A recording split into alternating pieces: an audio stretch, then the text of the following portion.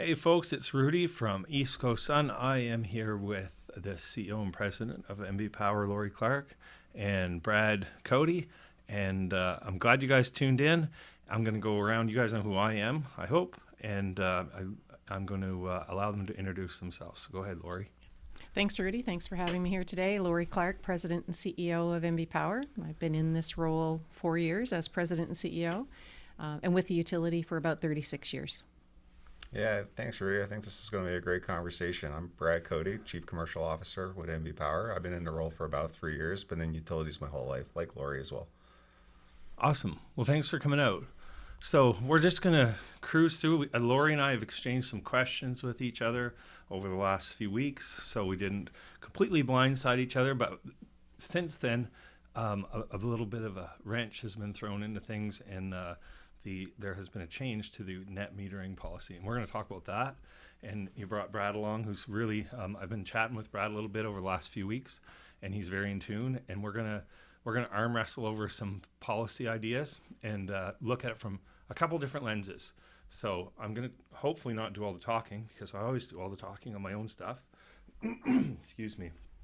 And I'm going to capitalize on having you guys here and kind of see things from your lens. And I guess the goal, one of the goals, I like to try to look at things from the utilities perspective, and also I get to look at things from the consumers or the ratepayers perspective, because I deal with them every day, and then I get to sit from the off-grid perspective, which is interesting as well. So, excuse me. And oftentimes we really don't get to talk about the perspectives we need to look at things at, right? So we have to look at things through each customer class perspective.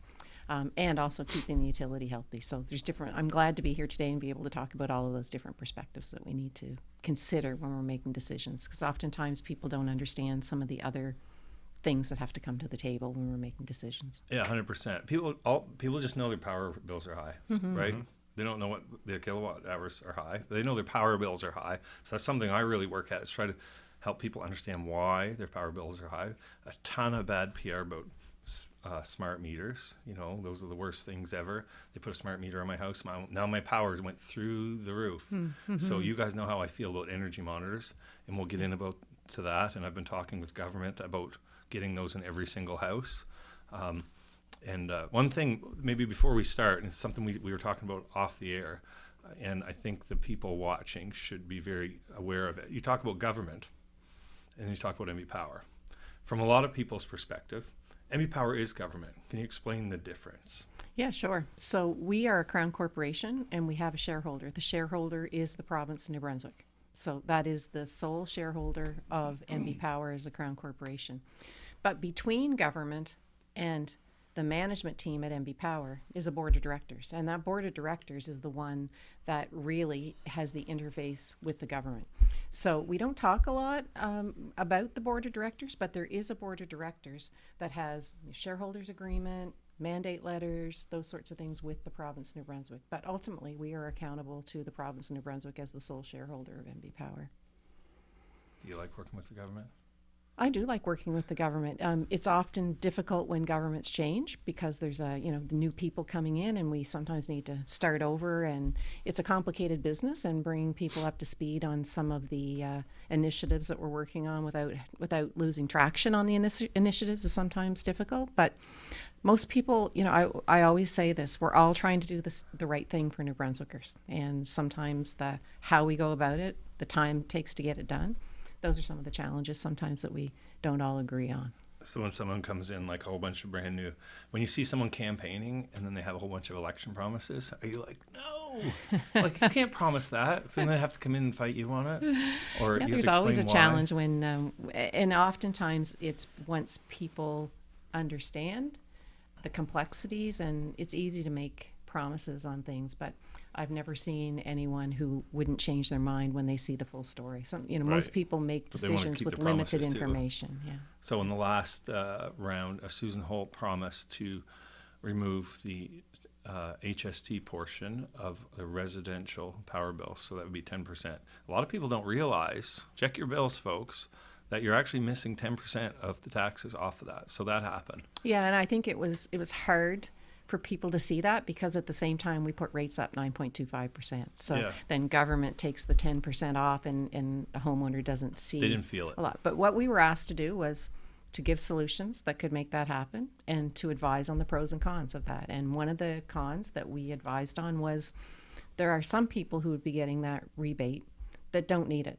that are in higher incomes, have large homes, and can afford to pay their bills. And they're Right. getting a benefit that lower income customers or customers that are struggling to pay their bills aren't getting as much, because it's based on the size of the bill. So So I there's, think there are, and I know government's looking at other ways to do that too, which I think is important, that we make sure that it's some sort of a rebate that's actually helping those who need it the most. so isn't there some controversy about that? Like the higher income earners are getting a rebate that they don't need. I think Yeah. David Kuhn talked about that. I Yeah, saw a we video or raised that something. as one of the concerns, but I do know government implemented it because it was quick and easy to get in. We don't benefit from the HST on Yeah, power either way, you bills, don't right? get We it. don't get The it. province gets But it. it Yeah. does impact people's ability to pay their bills. Oh, 15%. 100%. So Your name's on the bill where they're asking the bottom line is, Yeah. right? I actually didn't like that because I want your power rates to be higher because it makes solar make more sense. So every time you raise the rate, the phone rings on my end of things. yeah. Until Can I Brad just go introduced a back new though to policy. something you said about power bills? Yeah. We do have some of the highest power bills in Canada. There's no doubt about that. We have the lowest rates, some of the lowest rates, like the third lowest rates in Canada. But it's the consumption. It is when you take the rate, doesn't matter how low it is, but when we're using the amount of electricity that New Brunswickers use, whether it's for heat, most of it is for heating, is where most of the load comes from. But because of the cold winters we have, and because of the high penetration of electric heat, that's why the bills in New Brunswick are as large as they are, Yeah. and sometimes higher than most jurisdictions. So Alberta, what's it like in Alberta, Brad? Pretty flat. Yeah. Right. They have a flat load profile because they're heating with natural gas, Right. and we heat with hot water, heat or electric. Everything's electrified. We've kind of been pushed towards heat pumps, right? Yep. And baseboard heaters. Well, there's not a whole lot of those. They're usually there for the backup. Right. But and then electric water heaters, of course. And I assume in Alberta they're running natural gas water heaters, probably. Yeah, I expect. Yeah. So- Gas, you're on your range, your oven, your dryer, your hot water, and your heat. Everything west of the Ottawa River. That's how people do things in their homes. Right. In Quebec, New Brunswick, maybe a little bit of Newfoundland and Labrador, a lot of that is electrified. And so I guess in some ways we're ahead of the curve of where, some politicians want us to be. Net zero, you need to electrify everything. So we're a little bit ahead of the curve by circumstance, not by choice. But what Laurie's talking about is it digs deep into people's wallets on your electricity bill when everything is already electrified. Yeah. I like to talk about your energy bill and then your electricity bill. So I live in a big home. It's a log home in the middle of the woods, and I've spoke about this before. My electricity bill, if I had a power bill, would be like $50 a month. And I've got everything that anyone else, even a hot tub. And those things can burn $130 a month if I put it in $1. So my energy bill, well, guess where I used to burn a tractor trailer load of firewood every year. Now I burn wood pellets. But that's an energy bill. And people in Alberta have a natural gas bill. And it's pretty affordable. I think if you convert that down to, per gigajoule or whatever they measure it, kilowatt hour, just some type of measurement of energy. So the fact that wherever everything's electrified here and it's all in one shot, you got to look at your consumption, like the kilowatt hours per month and, compared to everything else. And that's something that our population here in New Brunswick, we kind of suck at it. Like our energy literacy sucks. Now, everybody knows their power bill's $500. Yeah. Yeah. How many kilowatt hours did you burn? Yeah. What is a kilowatt hour? What is a kilowatt hour, right? Yeah. So that's where I start with a lot of my customers and a lot of people. Like I'll get calls and they'll say, "Oh, I got $1,000 power bill, so I want solar." So the first thing I say, you got to get an energy monitor. Like, where's it going? I don't know. Glory Clark and all her it's her big salary. So Her bonus. her bonuses. Like it actually I don't know if you guys have seen some of the content I've put out there. So energy monitors, for anybody watching, if you haven't heard me talk about an energy monitor, we're going to talk about it for the next 3 hours. It's a third party meter, and we put it into your electrical panel, and it will measure how much money or kilowatt hours or energy or units that are going in and out from the grid. So you can fact check these evil smart meters, which I have done, because I would be the first one to whistle-blow a smart meter if it wasn't working correctly. And I'm not saying that there's one out there that isn't working correctly, but I haven't found it yet. Yeah. So And anyway, Measurement Canada hasn't either. So it's not just you Measurement that's looking, Canada, and no. Measurement Canada hasn't either. so I actually think that people need to be accountable for the electricity that they're using, and I've yet to find someone who's using electricity that wasn't accounted for. So these third-party meters are, and that may have been why I've gotten your attention, because it almost looks like I'm defending smart meters, and I just want people to be accountable. And so I had a challenge going. If you're out there and you think your smart meter's not right, I will come to your house and I'll put an energy monitor on that has no affiliation with you guys, because you guys might be in cahoots with the smart meter company. I don't know, right? That's that you've seen it all. MB Power rants. So I'll come, we'll put an energy monitor on. If it's not within a few kilowatts at the end of the month, kilowatt hours at the end of the month, I'll pay twice your power bill, like out of my private sector pocket. And take on MB Power. Well, some people from MB Power have reached out and said, if you ever find a meter and he said there's a fee, and I was like, I'll gladly pay that fee if I find one that's not right. So there is a theory that maybe the old mechanical meters would kind of decay over time, and when you swap that out, you're actually back on track where you should have been, and you were using way more power and getting a sweet deal. That doesn't mean people watching right now with mechanical meters they're all going to hide, because they get a special meter that they're not, that hasn't been swapped out yet. So anyway, that's the smart meters, as far as I can tell, are very accurate. And if they weren't, I would let you know for sure. And I think, now that we have smart meters, it allows us to do other things. But as you said, knowledge is power for people. So the smart meters have allowed people, and then if they go the next step of putting an energy monitor on, it allows them to know where they're using the electricity. And we've seen people who didn't know or didn't understand how much a baseboard heater was using in their home. And people have changed their habits because of it, without having to be cold or without having to change the way they're living. They've just changed some of their habits. Like I've had some content out there where I've, say this customer calls $1,000 power bill, and they put an energy monitor in. Well, they just cut their required solar size in half by spending. We have to charge $600 to install one of these, but we've got guys that'll do it themselves. They're $200 to $300. The issue I have is someone calls and they're out of money. They've spent all their money on their power bill, and then I want to charge them another $600 to install one of these so they can find out where their money's going. It almost always pays for itself within months. Right. And so I've been advocating, as you know, to put smart meters, energy monitors in homes. And I don't think MB Power should do it. Yeah. And I don't think the province should do it, because I hate to say it, but nobody trusts these. They don't trust MB Power, and they don't trust the province. They do trust the private sector, but who's going to pay for it? Yeah, we're actually looking internally. We have a literacy campaign, and we're also looking at our marketing campaign, and as you know, an energy efficiency department.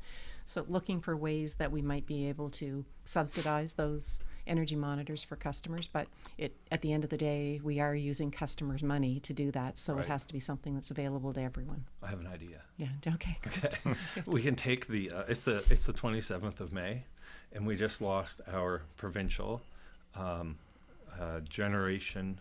So we just lost our incentives for generating electricity for residential and commercial. It's actually the end of today, but by the time this airs, it'll be done. So, and that's because the Energy and Utility Board, and Brad, this is me echoing what you told me, wants to focus on energy saving, spend the money on energy saving versus energy generation. That's correct. So, and that's for commercial and residential. So, will that money be spent elsewhere, or can we use them for energy monitors? And now, just sorry to interrupt, that money is not coming from MB Power. So maybe you can speak about that too, right? Those incentives. Yeah, so incentives can come back if governments figure it out. If Ottawa had more money to continue these incentives, we'd turn them back on tomorrow. But where we're at, that money was coming from ratepayers. And the UB says, no, if you're going to fund with ratepayer money, it has to go into energy savings, so air sealing, all the different things that we're doing, heat pump conversions, that kind of stuff is where the money needed to be spent. They weren't on for behind the meter generation solutions. And that's not like an opinion. Like, of course, if we could find another source of funding that was still in a fair ball, we'd offer it to customers. Yeah, at the end of the day, it's trying to figure out how do we deliver programs to customers that leaves them in a better place, but doesn't also see cross-subsidization between customers either, right? So if I had solar, would it be right if you were paying part of my power bill? At the end of the day, that's what we're trying to get to, is to say, no, if Brad wants to invest in solar, well, so be it, Brad. Go get your solar, but I shouldn't have to pay for any of your bill either. So where does the money come from for the Total Home Energy Savings Program? For the most part, it's coming from federal and provincial government sources, and then there is some ratepayer money coming as well. Yeah, because you mentioned it was some ratepayer money. Correct. And So we went through is it a percentage or?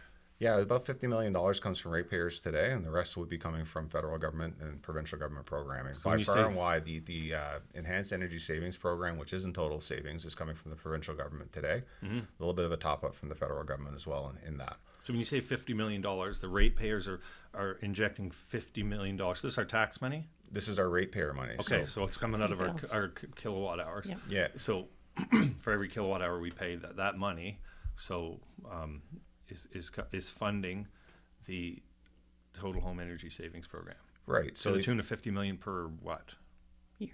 year. Per year. Yeah, Yeah. and it's the program's like 150 million. Yeah. It's about So a a third. Yeah. And So a third some, of our- some years it's over 200 million when you add up all the federal money, and we work very hard to figure out how do we get all the money off the table and into customers' homes.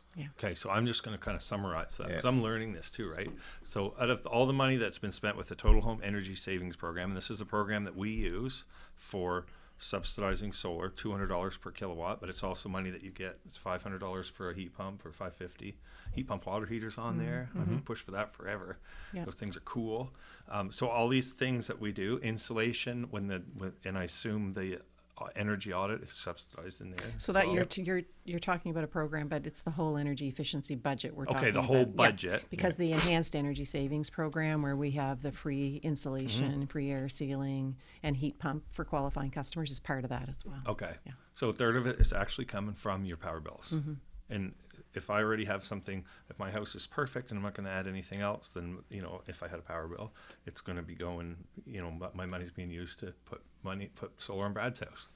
So No, to be clear, like that's the program that's stopping right now. That's right. What But, yeah. As of today or yesterday. Yeah. Right. So, and it's about there's a return on investment for all customers. So whether you participate or you don't participate, if you had the money to put new windows and insulation in your home, that's great. We try to make it easier for you to do that, but all customers have the ability to participate at the end of the day. The hardest to get to group of customers is renters, because often they don't own the building that they Right. live in, Yeah. and then often it's a conversation with landlords, and that gets very, very difficult. So we're And they're trying to paying the figure power out. bill. We're trying to figure out ways to reach renters, and that's our really hard to get to segment. And Lori and her team has been working very hard to figure out how do we knock down those barriers. Cool. And just to go back to solar and the cross subsidization, typically the customers that can afford to put in solar will leave the system and put in solar, but they also want the utility for backup when the sun doesn't shine, or they're not all like you a and good off deal. grid. Yeah, It's the net metering right now, until tomorrow. Well, no, until you get that proposal through, or, so it's a good deal. yeah. But the problem is the customers that can't afford to leave are burdened by the other costs that those solar customers aren't bearing. I would argue that everyone can really actually afford to leave, because you're either going to pay for your solar or you're going to pay your power bill until the new policy comes in, when I actually think it's going to decimate solar, but we'll get to that later. Yeah, I 100% see what you're saying. Yeah. And So- I guess that's just to go back to the first point I made. It's really important that we're looking at all customer classes, making sure that, that there isn't any cross subsidization where, the customers that can afford it are leaving and the other customers that can't leave are bearing more costs, but also that, the right groups of customers are paying for the services that they're getting. So are we staying on track pretty good, or are we just giving I it? think we're doing great. Are we? Yeah. Okay. You can ask me some questions. Like, we have some questions on here. Well, I do have a question for you. What made Yeah. you decide to go off grid? Like, what was the incentive? Because it's hard work. I mean, it's complicated. You have to be into the details, and you say wood pellets, wood, Yeah, I solar, like playing with that generators. stuff. So I guess I went off grid because I was for the freedom of it and the independence. So the saving money was it's a great feature, and I never there was a lot that I had to think about beforehand. One big thing was I'm 3 kilometers from the nearest power pole, and that was on purpose. I originally wanted to do a water turbine, actually, so I planted the house on a set of waterfalls and put some solar up, because it's the same infrastructure. I just need a different generator, right? So it's the substation. I have the substation now. I just need a different generator going in. So I still don't have my water turbine. Probably never will, because solar works so good. So it would have been, you guys might know off the top of your head, I got to run poles, cut trees for 3 kilometers in a straight line. How much is that going to cost? A lot. Yeah. The first 90 meters is free. The first 90 meters. So I got to go 3 kilometers. And then after you guys hook it up, is it free after? No. You bill me every month? Yes. Crap. So that was part of the decision making. But So, it was a big capital investment in the front. I spent $25,000 Yeah. at first, but I would. Does your wife like it as much as you? She doesn't even know she's off grid. Oh, okay. That's how good we've got it there. Okay. Yeah. Excellent. Yeah, we wouldn't do it any other way. Like we run a generator less than somebody on the grid. So we track my younger brother actually lives a kilometer upstream. We live on 850 acres, and he lives off grid upstream. We have a competition, so you can run the peaker plant the least, right? So, and then we can compare the hour meter on the guy who lives at the head of the road. And actually, we always run less than the grid's down enough. Let's face it, when the grid's down, people just run their generators all the time anyway. But run time is actually less. Yeah. And I'm not encouraging people to do that, because like you said, we need, when someone calls me and they want to do off grid, there's compromises. I'm not going to have an electric car and charge it at home. You need 2. You have to have one to leave at home and then charge when it's sunny out, and the other one, you know what I mean? Yeah. So there's, and it's fuel, or heat. You got to take care of your heat and your hot water, and you've got 4 choices, and none of them are electric. You've got firewood. That's a lot of work. Wood pellets, which turns out to be like the rich man's firewood, or the lazy man's firewood, I call it. It's awesome. Like, that's a whole nother podcast right there. And then oil and propane, which we can't control the price of, and it's not local. Right. So yeah, you can do it. And there's definitely, as the rates go up, there'll be people that, I'm doing a few houses exactly like mine, and they just kind of want to isolate themselves from the grid, because I'm really the guy to talk to do that stuff. And can you set it and forget it? Is Yeah. it like constant work to make sure that you've got the right fuel? It's awesome. Yeah, is it? The wood pellet system that I have, you load it once and you walk away, and just like fulfilling your oil tank, it cleans itself. It starts itself. And I use my extra solar to heat my hot water. So right now it's sunny out. I'm heating water. I always say heating hot water. You're heating cold water. Yeah. Yeah. So I call them opportunity loads. So the grid can work the same way. So I often you'll hear myself say, "Oh, I'm running my own microgrid."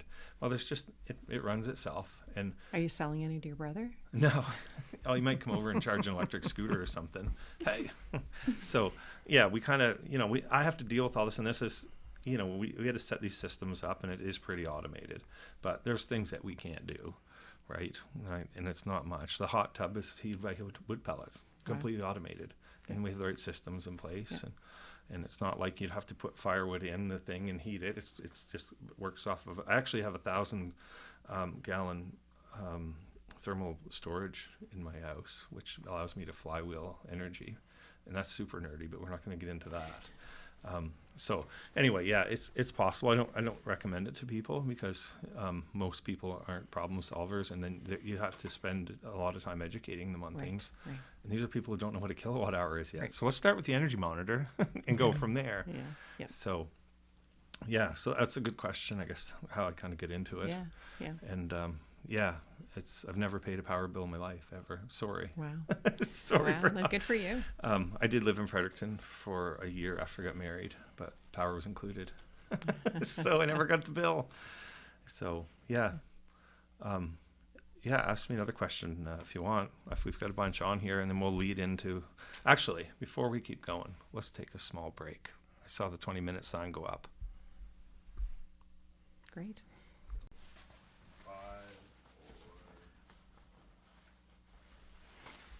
Okay, we're back after the quick break, and we are going to talk about generators. That's something I'm really interested in, and I don't know a whole lot about. And all I know is I have my own little peaker plant off grid, and you guys are trying to get a peaker plant cooking. But before we talk about that, I want to talk about all the different generators around the province that NB Power uses to keep these lights on right now. And there's generators I don't know about, but everyone knows about the big ones. They know about Mactaquac. They know about the ones that hit the news. Baldoon, maybe. LaPro, that's a curse word. And so let's talk about what I would love to see, and I've kind of proposed this before, for the customers. I would love to be able to see what generator is running, what is keeping the lights on right now, what is charging my electric car, because sometimes it's coal is charging my electric car if I had an electric car. Sometimes it's water, and these things cost a different amount of money. So it's going to cost so much to run Coulson Cove, and it's going to cost so much to run Mactaquac. Well, guess what? The fuel costs at Mactaquac, nothing. So what I've proposed is we have a whole map of the province with all the different generators around there, and it's not confidential, and show what one's running, how much power is going where, and maybe the cost of running each one, because we're talking about bringing out time of use, which means your power is going to cost more in certain times of the day. Right. And we're introducing time of use onto a population that does not know what a kilowatt hour is. It's going to be a party, right? Yeah. So I would love to see something like that. I'd love to even see if it was, I'm sure there's confidential stuff, but how much power are we buying from someone else, and how much are we selling it, and how much are we getting for it? And that's a big part of the business. And it's our business. We own this ship together as shareholders, and I think it would be cool to see that, and it would help people understand why we have to bring out time of use rates. Now, and I know time of use is actually going to be a good opportunity for people to save money, and we'll get into that later. But so maybe we can talk about the generators. And I was going to ask you what your favorite generator is. Just on the time of use thing, I think it can be a useful tool, Rudy, for customers, but there's no desire to force customers onto that program. Right. So that's you're important right. to know. I think a big piece of it is education and saying, can this rate card work for you? And if it can help you save money in your home or your business, why not offer it?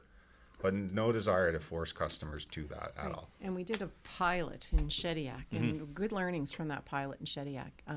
The differential between the peak power price and the low power price has to be enough to incent people to change their habits and do something different. So good learnings from that pilot in Shediac. Can I argue with that for a minute? Well, you can argue with it. Those are the results. So I heard about that. Yeah. So correct me if I'm wrong. You made the power cheaper during non-peak, and you kept the rate exactly the same it is now. Is that right? No, there was a higher peak price. Than what it costs Yeah, now. because net Okay. we have to have a zero impact overall, right? So if it's low in the evening, it has to be higher on peak. Okay, so right now, I use 16 cents because that's the rate after tax. So right now, most people pay 16 cents, we'll say, all day, all night. All day, all night. So when you had the pilot project, what was it during the peak? Yeah, so those customers would have seen a price higher than that 16 cents for the on-peak hours. And then there was like a slack peak in some customers. It depends on, we broke it up into like kind of a science experiment. Yeah. And actually the National Research Commission or Institute Council, yep. ran that for us to kind of, it wasn't an NB Power experiment. Yeah. So trained scientists, that's what they do for a living, said, here's how we would like to experiment how different rates can motivate your customers to do different things. So they came up with the schemes. They came up with, we'd like you to break up your customers into different segments. Some had batteries, some had solar, some had just rates, some had programmable thermostats, and kind of throw it all into the blender to say what's working for customers and what's not. And what do we need to do differently to incent them differently? Yeah. So at the end of the day, some customers saw much higher rates during the critical peak parts of our day or during the daylight hours, for lack of a better word. Yeah. And the reward for that is there'd be an off-peak, a super low peak or super low rate like you talk about. What are these numbers? I need numbers. Yeah, so like I think the on-peak rate was close to 30 cents. Yeah. And then the off-peak rate was like something like closer to 6 cents. Oh, yeah. Yeah. Yeah, see, that excites me. Yeah. But I think where we need to get to first is on smart meters. People can see how they're using electricity. Right. And then we can offer different time of use pricing, because there is a risk that if we offer time of use pricing and a customer doesn't change their habits, yeah, they're going to get reamed. Their bill could go up. Yeah. So we want to be sure that we roll this out in a way that allows customers that want to participate, as Brad said, that want to opt in 'Cause and there's want a to make potential for changes in their savings. behaviors, they will see savings. But Right. if you do everything the same way and opt into the program, then there is a risk your bill could go up. Yeah, 100%. Yeah. So in Ontario, they used to, I don't know if they still have that, they have the ultra low. Yes. And the ultra low was 3 to 4 cents overnight, Yep. but the peak was 80 cents Yes. a kilowatt hour. Yeah. Yeah. So you got to pay for that savings somehow, and that's how you do it. So if you're going to consume during the high periods, you got to pay more than how we do it today in New Brunswick. Yeah, It's it's like an just going to average rate. align with your load profile and your cost profile, Right. because Yeah. that load, when the peaks are high, it's costing you more to make that electricity. Correct. Right. Yeah, that's right. So So you asked me about my favorite generator. Yeah. And so I love them all the same, but I would say if you love the Pro, I do love LaPro. Yes, I do. like Absolutely. all the year round, or just when it's running? I love it all year round, actually, and the people are really what I love about all of our generating stations. The generating station that is the most underrated, I would say, is Mactaquac, because of all of the things that it does for our system. So it provides black start capability, meaning it is one of the only units that if the whole province went black, we could start things back up by just opening up the gates and letting the water flow through the turbines. It provides a lot of other ancillary type services that the grid needs to be stable. It is the battery for the Atlantic provinces. We have very little storage capability, but it does act as the battery for the whole Atlantic area, and provides us, helps us meet those peaks with zero cost energy. But I don't know that people understand the value that Mactaquac brings to our system, and how our whole power grid was basically in the province built around Mactaquac. But I don't love it more than I love any of the others, because they all serve different No, you purposes. have to have a favorite. Who's your It was a favorite rule. kid? Yeah. It was No. a favorite. You have Yeah. to pick the favorite. No, but they all serve different purposes, Okay, which and they're kid all do you hate important. the most? You must have one you hate the most. The one that is the most problematic for me is Baldoon, and Really? not because I don't like Baldoon, but because the conversion to coal is causing rate pressure for us. The To conversion coal? from coal, sorry, From coal, yeah. is causing rate pressure for us. So that one is problematic, and that's not anyone's fault in Baldoon, or it's not any of the employees' faults, but it's going to cause short-term rate pressure as we transition. It's the right thing to do for the environment, but that plant's not ready to a retire federal until policy until problem. the 2040s. And so in our transition to a cleaner source of electricity, which it will be the largest unit we have that is clean, but it is going to put upward pressure on our rates as a I result. think it's cool. Now, just because we're using local fuel, now coal's cheap, as far as I know. Yeah. And you got to remember, I'm just guessing. And, It is cheap. And I learn a lot of things just from a cell phone, as a lot of us do. What's the fuel cost going to do by switching to black pellets versus coal? Yeah, like rough numbers, coal today without a carbon tax is about $60 to $70 a ton, and under the pellet scenario, it's going to be closer to $350 a ton for the fuel. I know that's a dollar amount, but as far as like BTUs per dollar, I guess a unit that I would know would be million BTUs per dollar. Yeah, so our coal today has about 13,500 BTUs per pound, or per ton rather. And Pound so we'd have to break out our calculators to do the math on that. Okay, so what would it do to let's say the wholesale rate of electricity coming out of that plant? It's 5 times more expensive. That's the right way to look at it. That's what I'm looking So, and Rudi, like you mentioned, it's a federal policy, Yeah. so we don't have a choice, and we have to comply. at. We Yeah. could revolt. We could, but at the end of the day, you'd be breaking federal laws, Right. right? So, like at the And end the of CEO, he used to remind me, the Yeah. CEO will go to jail, so we can't have that happen. yeah, it's They feed punishable you there. by jail time. Like this is something to be taken serious. $1 million a day in fines and potentially jail time for somebody like Lori. For doesn't follow the rules of Right. saving the environment. Right. So I think and it's not like an MB Power issue. This is a national issue. It's bigger than MB Power, and the province has done its job to kind of advocate for our company and our province. So like it's all coming together here, but we have no choice. Today it's a law, so we have to work on figuring out how do we comply with the law, because breaking the law isn't really responsible either, right? So we have to figure it out. What's the right way to do this, and a safe way to do this, a practical way to do this? But you introduce carbon policies, and the idea is to make cheap and abundant fuel is more expensive for a reason, because they don't want you to use them because it's polluting the environment. It's causing global warming. Yeah, but it's also bankrupting a lot of us too, this carbon tax. Yeah. But we can't get into that. No, we're getting on a rabbit It's trail not an now. issue we can fix here at this table, but I think your feelings and many New Brunswickers would share the same feelings. And it doesn't matter how we feel about it. Today it's a federal law that we have to comply with. Oh, everyone wants a cheap electricity, and this is how you do it. Yeah. Coal's cheap, and we're not allowed to use it anymore. But you don't want us to pollute, the people. You know, Yeah. we've done some surveys, Yeah.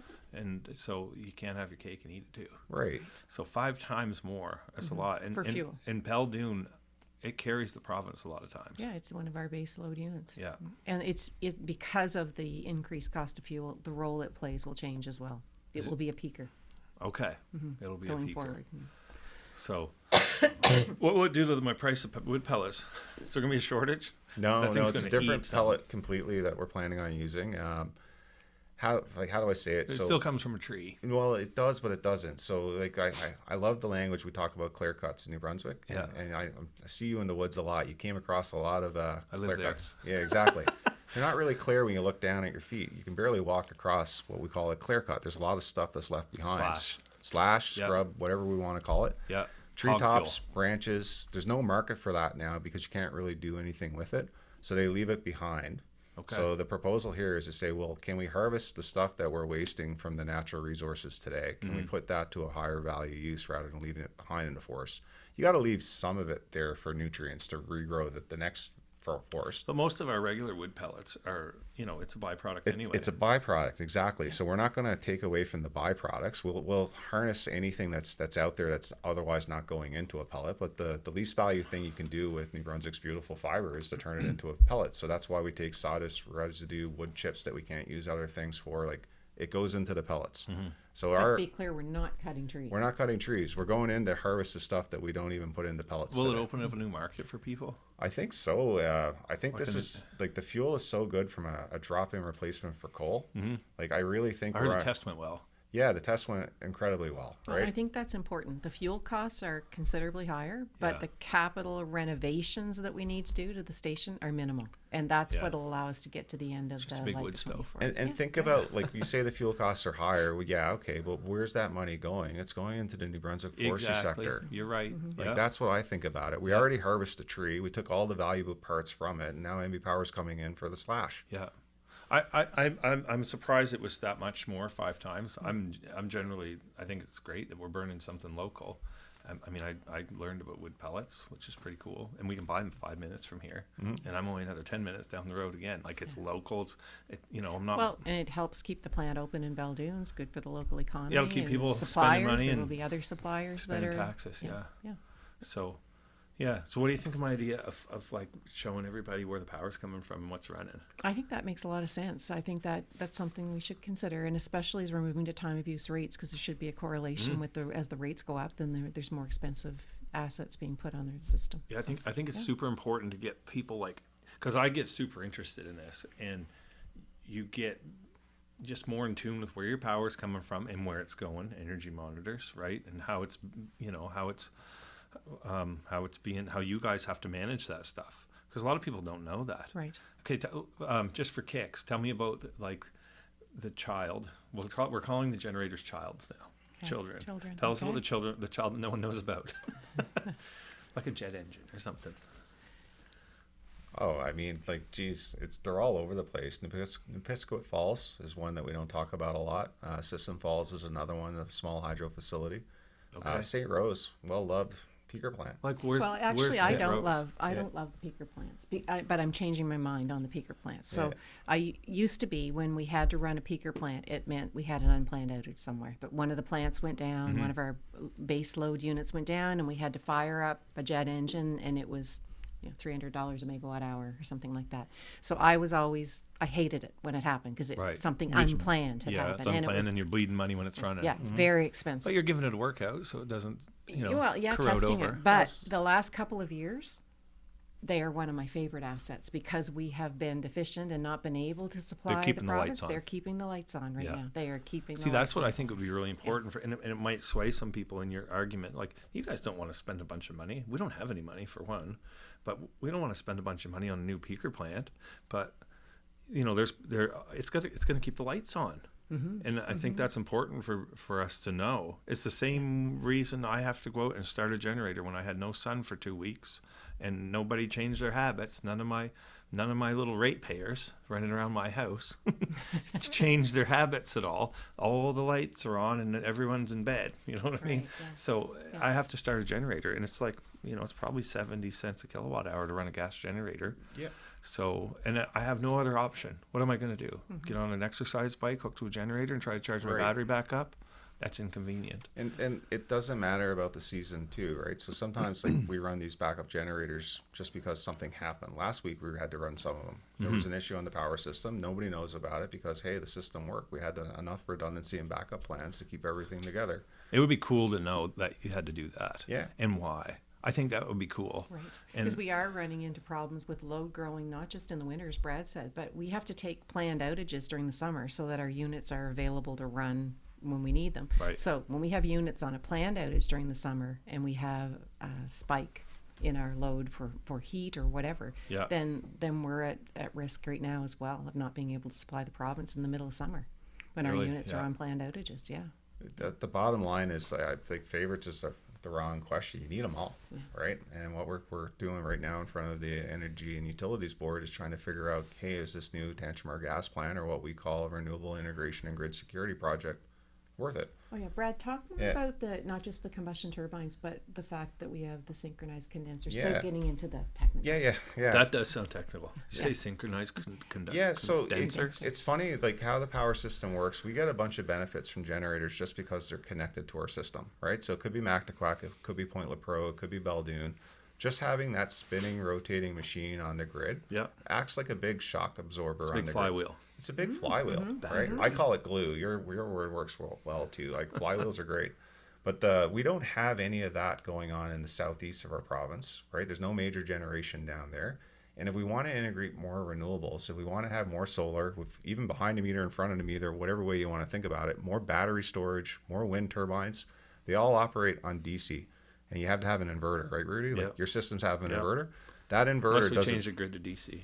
Yeah. That sounds expensive. Well, I mean, I That think they is. proved that a few hundred years ago that it wasn't going to make sense. But what goes on there is to say, well, if you have everything on inverters, where's your stability? Where's that glue or flywheel? you need the flywheel. You need the buffer. So this new project is going to be able to be a flywheel for our grid, and it doesn't have to burn any fuel when it's doing that service. It has a Okay, big clutch. You unhook the generators from the turbines, so it just operates there as a big flywheel, and you can get all those services, the shock absorbers, Okay. the glue that I'm so talking the about. generator's basically spinning. It's spinning like a machine on your system. with electricity. Yeah. Because it's a generator / motor. Very at the same little time. electricity coming into the grid, but it's providing all those services back out to the grid. Right. So And- someone trips over a wire and unplugs an extension cord somewhere. Yeah. Sometimes I see the grid has great big extension cords. Right. Well, everywhere. it's not wrong. If you have a fault, your grid can fall down. If you have like a so it a just wire fall snaps down, over. yeah, Yeah. this thing allows you to ride through those events just like a flywheel would in your So it would be system. cool to have a video of you like in this virtual plant that you want to do and explain how this is beneficial and it doesn't burn any fuel to do It'd that. be cooler to have you do that, Rudy. I know I'd love to do that, Yeah, but yeah. it's time. I'd love to go to every one of the major plants and like take a guy with a video camera and just be like, this is this and this is how this works and this is how old this is and this is what it's doing right now. Like that would be super cool if you guys had a guy, someone that could do something like that. Really cool. I was with a woman last week at the Grand Falls Power Station, Yeah. 1927 vintage. It was like walking back into a museum. But yeah, that's Yeah. pretty cool. And you walk in and you see how our stations all contribute. How come no one talks about refurbishing and updating Grand Falls? No concrete reaction. What we have going on at Mactaquac is a concrete Yeah, reaction. but isn't there a lot more potential Why than not we a second have? unit in Grand Oh, a second unit in Grand Falls. Sorry, yeah. No, we do talk about it. In fact, one of the things I was talking about last week was exactly that with the people that work up there, trying to understand how they see it working. Because wasn't there a plan for that back when Frank McKenna got in? Yeah. So Yeah. whenever we're spilling around Grand Falls, like filling up the gorge there, you know what I'm talking about? Yep. Beautiful lookout. I was up there Oh yeah. too. Did you go on the zip line? Nah, what they were getting That's set up smart. though. I was talking to the guys running Okay. the wires across the valley there where the water's running through. So whenever that water is coming through there, that's your opportunity to have an expansion at Grand Falls. And so when that happens is usually in the spring, and when we're for doing a very short period. for a very short Okay, period, so and it's that's not when worth the we're not really squeeze. heating a lot of homes in New Brunswick at that period of time. No. The same level in the middle of the winter. So that's why the Grand Falls project is it's not technically hard to figure out. It's more of an economic chart. Like, how do you do that in a way that makes sense, that can help save money? So yeah, I just thought about that. A nice thing about solar and water, it's free fuel, Yeah. right? We don't have to do anything with that, and we're not talking a whole lot about solar, but we will. So thanks for watching. I'm glad we're kind of talking about how everything works right now, and then we'll kind of talk about how renewables might tie in, and I've got some ideas and whatnot, and you guys are aware of that, but we'll take a quick little break and come back. We should talk about nuclear too. We're the only province outside of Ontario that has a nuclear plant. Okay. We'll talk about nuclear too, as per the CEO's request.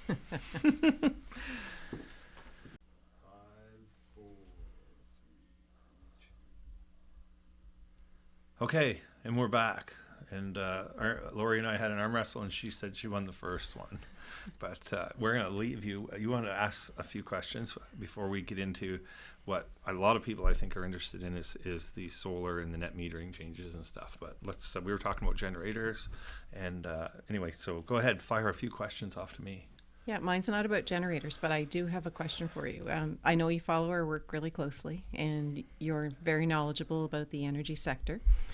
And you call me regularly when there's things you don't like, and you also call me back when things change, because I take action when you call and we fix things, and when I know there's a problem, I'll fix it. So you always call me back and say, thank you for fixing that, or I've seen better performance here, and so I appreciate that. But if you were the CEO of MB Power, when I retire, if you apply for the job with your knowledge, tell me what that would look like and what you might do differently as CEO of MB Power. This is different than the question that I got. I was only going to be CEO for a day. Oh, I'll be CEO for a day then. Oh, for a day? No, because I don't have to live with my decisions the Oh, next no, day. you got to live with the decisions, and you've got to Okay. be interviewed by the media, and you've got to have a podcast with Rudi. So I don't follow what you do on the day-to-day basis really close, but and I have a tough enough time being the CEO of my own company. I do not envy your position. I actually think I don't think I would take your position for the money that you're paid now. I really don't, because I struggle to come up with solutions. Like the MB Power would be no better off if I was the CEO. But I'll tell you what I would focus on if I had to be the CEO. I think I would everything would be right out on the table. Here are the cards that we have, and here's how we got here, and I would be honest about it.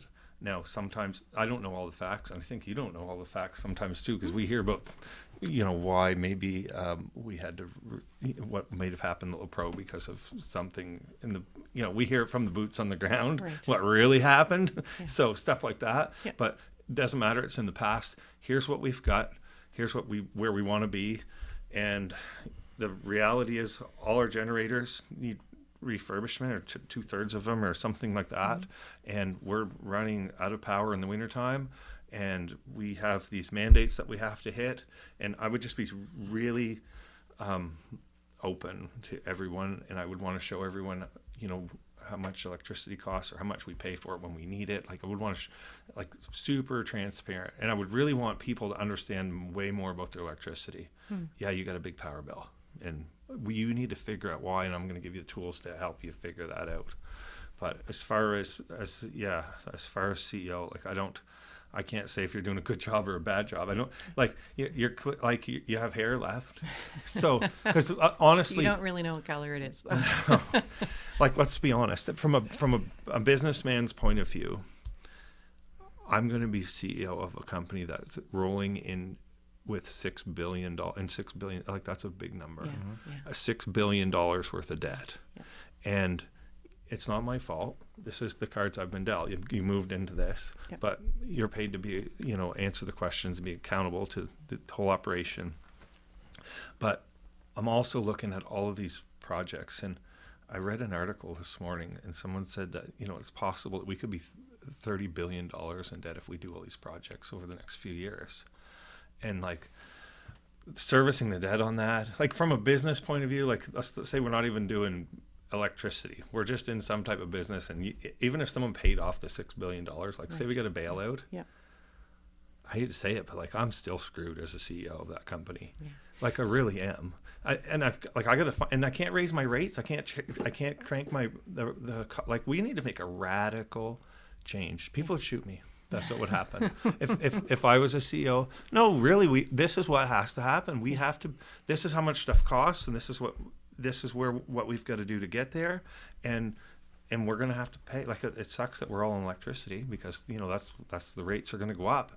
I mean, how else do we do it? Yeah, well, and those are really good points. And I think I really appreciate your points about being more open and transparent. And that's an area that we do need to improve upon. But I will say, we didn't get here overnight, and we can't get out of it overnight either. Yeah, So, I agree. and we can't put it on the backs of Can the we get out of it? We can get out of it. Absolutely, we can. So you have a good attitude. Oh, absolutely. A lot we better can. than mine. And I'm an accountant, so I don't like being Oh, $6 are you? billion in debt either. That's a huge number. I know, it is a big number. But the other thing you have to think about is we have $6 billion in assets on our balance sheet Okay, too. that's my next question. Yeah. How much is MB Power worth? If we were to, So let me just talk first about sorry. the assets that we have on our balance sheet. As long as we're a regulated utility, we are always going to have a high amount of debt. And as long as the assets are good assets and they're performing and their value is $6 billion, that's not a problem. And 30 billion isn't either if we have assets worth 30 billion. We just have to make sure that we are maintaining our assets at the same level. I just don't like paying on debt. I don't like paying on debt either. And that's unfortunately why our rates have had to go up in the last couple of years. Because of Our paying on rates debt. have been held artificially low for a number of years. Yeah, I agree. Yeah, and as a result, we've been pushed against a wall basically in terms of we have to cover our costs of doing business. We have all sorts of independent oversight. I mean, I've been at the Energy and Utilities Board when they have said, why are you only asking for 2%? I mean, years ago. And we needed more money than that. But the philosophy of the day was push that out to a better day. And while that better day isn't here, we're sitting now with $1 billion worth of deferred maintenance in our assets. And we need to invest in our assets, and we need to work on getting our debt down. To have a financially stable utility for the future. So our rates are still, as I said, some of the lowest in Canada, but the bills are high. So we need to help customers determine how they can take charge of their consumption and manage their bills in a better way, because rates are not going down. They're not going down. And they can't go down if we want the utility to be healthy. I agree. And now if we had different generators with free fuel, and I know people are thinking, I'm leaning towards solar. I'm thinking like 24/7 type stuff, like St. John River's flowing downhill, free fuel. Right, that's why Quebec's is cheap. Am I right? Yeah, that's absolutely why. Like Newfoundland and Quebec and a lot of other jurisdictions have lower rates because of government subsidies. And other than the HST off the power bills, we are not in the same boat. Nova Scotia, Ontario, they have a number of subsidies from the provincial and federal governments that we don't have. So how did we get here? We got here I would say there's a number of things that got us here. One would be political reasons. Rates were held lower than they otherwise should have been. The other big piece of the debt that's sitting on our balance sheet was the refurbishment at La Pro. And That went $1 billion over. Yeah, so it was supposed to be an 18-month project that lasted 5 years. It was supposed to be $1 billion, and it ended up being $2.5 billion. And we were the first CANDU reactor to go through a refurbishment. And, in hindsight, a lot of lessons learned, and those lessons learned have been applied in Ontario, where they've taken those and actually been able to do their refurbishments on time and on budget. So we should send them as consulting fee for breaking trail. We should get some sort of a royalty or something, Yeah. I think. But what I would say is when we did the refurbishment, we fixed the nuclear side of the station. So, all of the reactor components, fixed those parts. So let's just say call that the engine. But a lot of the other pieces of equipment in the plant are the original equipment. So pumps and motors and valves. That's what we're doing now. That's what we're doing now. And that's what's caused us the problems coming out of refurbishment as well. Would you do another CANDU if we could CANDU it again? Well, I think there's some analysis that needs to be done to support what we do next. A 700 megawatt unit on our system, when it goes down, we have to have something sitting in the background ready to go up. So it's a lot of risk on the system when a large unit like that goes down. Do you have some heads up when it does, though? No. But we've got Mac to Quack, one of my favorites. So we just open the gates and the water flows. So you need something when you've got a big unit like that, right? Yeah. You've got to be able to have something sitting ready to go on, and so that there isn't anything, the power doesn't go out, we have a blackout. Right. We have something sitting ready and waiting in case a unit goes down. And that's a part of the whole puzzle that I don't understand a whole lot is like grid synchronization and keeping all these things. Sink condensers. Yeah, that's what you said earlier. So and I mean, we've never had to learn that stuff, and I guess people might not care, but I mean, I'm interested in that type of thing and why certain things have to happen and why we need this in place and that place, and so. And we have, regulatory oversight as well, whether it's Federal Energy Regulator, the North American Reliability Council, the Canadian Nuclear Safety Commission. There's so much oversight that happens to make sure that all of those units are running reliably and safely. Because we can take the grid down in other provinces if we do something wrong as well. So we're all connected. Yeah, the point I'm just trying to say. Do you remember Looney Tunes and Bugs Bunny? And he went into the big hall and he became the conductor. Yeah, like that's what it's like.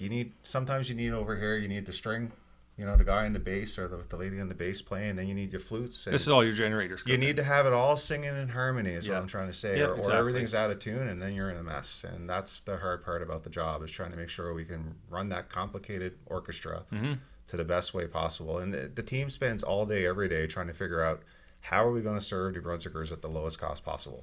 Just because you have generators in your fleet doesn't mean you want to run them, right? So there's a cheaper way to get that power to the customer. That's what we're interested in. Right. And we do economic dispatch. So we bring the cheapest units on first, and we only bring on our most expensive Right, units and when we people need need to see that. Yeah. I think it would be really Yeah, cool. I like to see that idea. Yeah.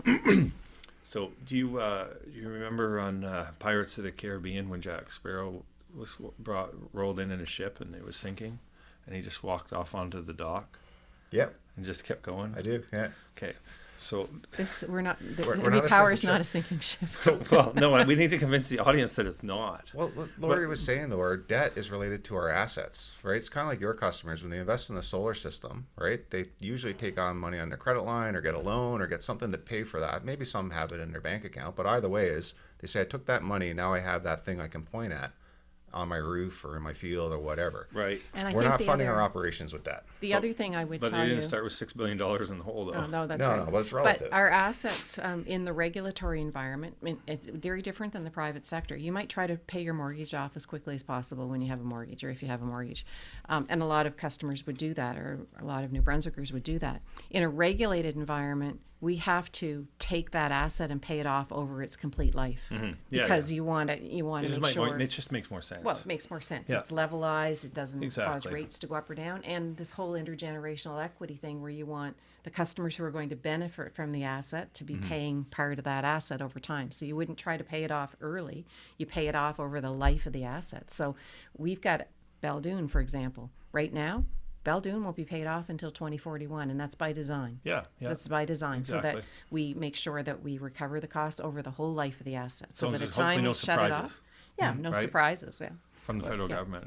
Yeah. or whatever. Well, So- they can also provide opportunities. So we're also asking the federal government, the policies are changing. It's putting increasing pressure on rates. Is there anything you can do to help us with this transition Right. as well? So back to my sinking ship. I mean, I know you thought that I was thinking that it might have been a sinking ship, but what I was alluding to is, do you think that part of the problem was, and I've heard this from many people who are retiring from MB Power, not my problem. The next, we'll just push that problem down the road, and I'm just jumping off. I got my pension. See you later. Good luck with that, kids. And you think that might have something to do with where we're at now? Yeah, that's an interesting perspective. I haven't Because heard you're going to be that. put in that position. Yeah. I Yeah. don't know when you plan to retire. Yeah. Hopefully you stick around for a while because you seem pretty good at your job, and you know. So I didn't know when you answered the last question whether you thought that or not. But well, I honestly, I don't have, I don't I know. dig in Just teasing. that much, right? Yeah. So But I mean, that is not what I hear from employees. Most of the employees that are leaving right now well, they're are not going to tell vested. you. Right? No, you can't. They're not going to tell me that. They're not going to tell But you that. But they're very knowledgeable and invested in Mm-hmm. the utility. They were there when a lot of these plants were built, and they've seen them through their whole life. Yeah. But I think we have enough checks and balances in the system that one person can't say it's pushing that problem down the road, not my problem to solve. And we've got a lot of really young people working at the utility now that want to do the right thing. They just may not have the years of experience or the proficiency that they need to do the work.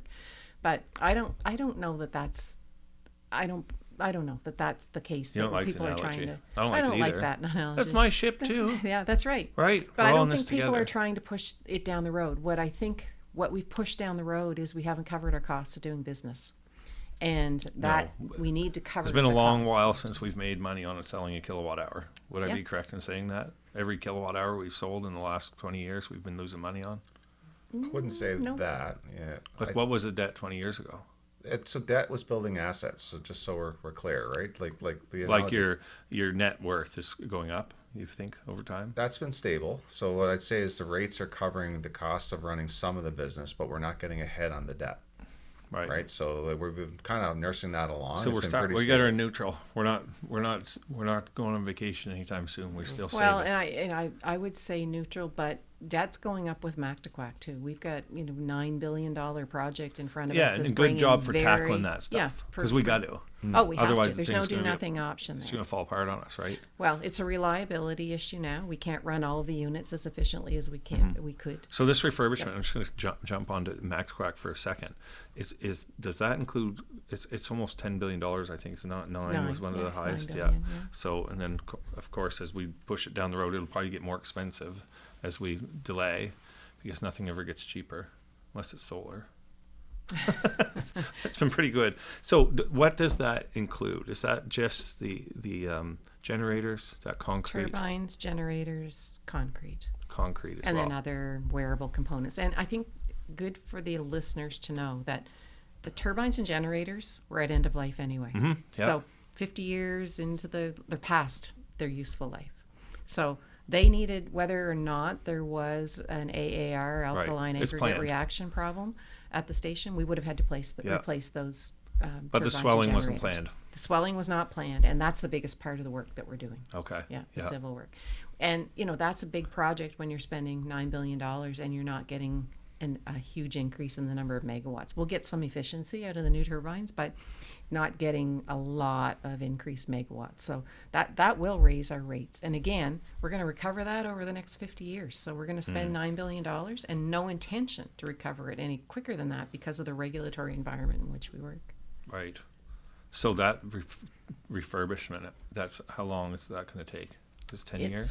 It's about a 12 to 14 year project. And I don't like to call it a mega project. I like to call it 14-year maintenance project because we're going to do the good thing about the way we're going to do this is you can do one turbine at a time. And if you run into problems or if you learn new things, The last one will go faster. I will build in Yeah. efficiencies and So our speaking of going learnings. faster, that dam was built in 3 years. Is that right? Yeah. I didn't know that. Apparently, yeah. Yeah. So and now we're going to refurbish it, and it's going to take 12. I Well, wonder the what difference, the difference is. Well, the difference is we're going to be running a plant while we're refurbishing the plant at the same time. So we have to keep all the other units open and operating. And we're looking after the fish while we're doing that too. So there's fish passage. Yeah, I think that there was has a to be story about maintained. fish there the other day. Yeah. The dam, yeah. So it's very complicated when you're trying to replace the concrete structures and the turbines and generators, and you have a construction site going on here, and you're operating the plant over here as well. And I think the rules and laws and safety and all of those things have It changed slows over things the down. years. Yeah. Well, Yeah, but for for the sure. right reasons. Yeah. We don't want to kill anyone. That's right. Not on my watch. Depends who it is. Yeah. No. No, not on my watch. no, here. Okay, so we've talked about the generators. We talked about MB Power. We talked about that. We talked about all the boring stuff. My line of work. So what else would we like to talk about? I want to talk about peak. I want to talk about the net metering policy. That's proven to be kind of controversial. And I guess, Brad, you're kind of behind that. So maybe should we take a little break before we keep going? How close are we? We'll take a little break? Okay. And then we'll come back and we're going to dive into the solar and the net metering and the offensive side of things. So thanks.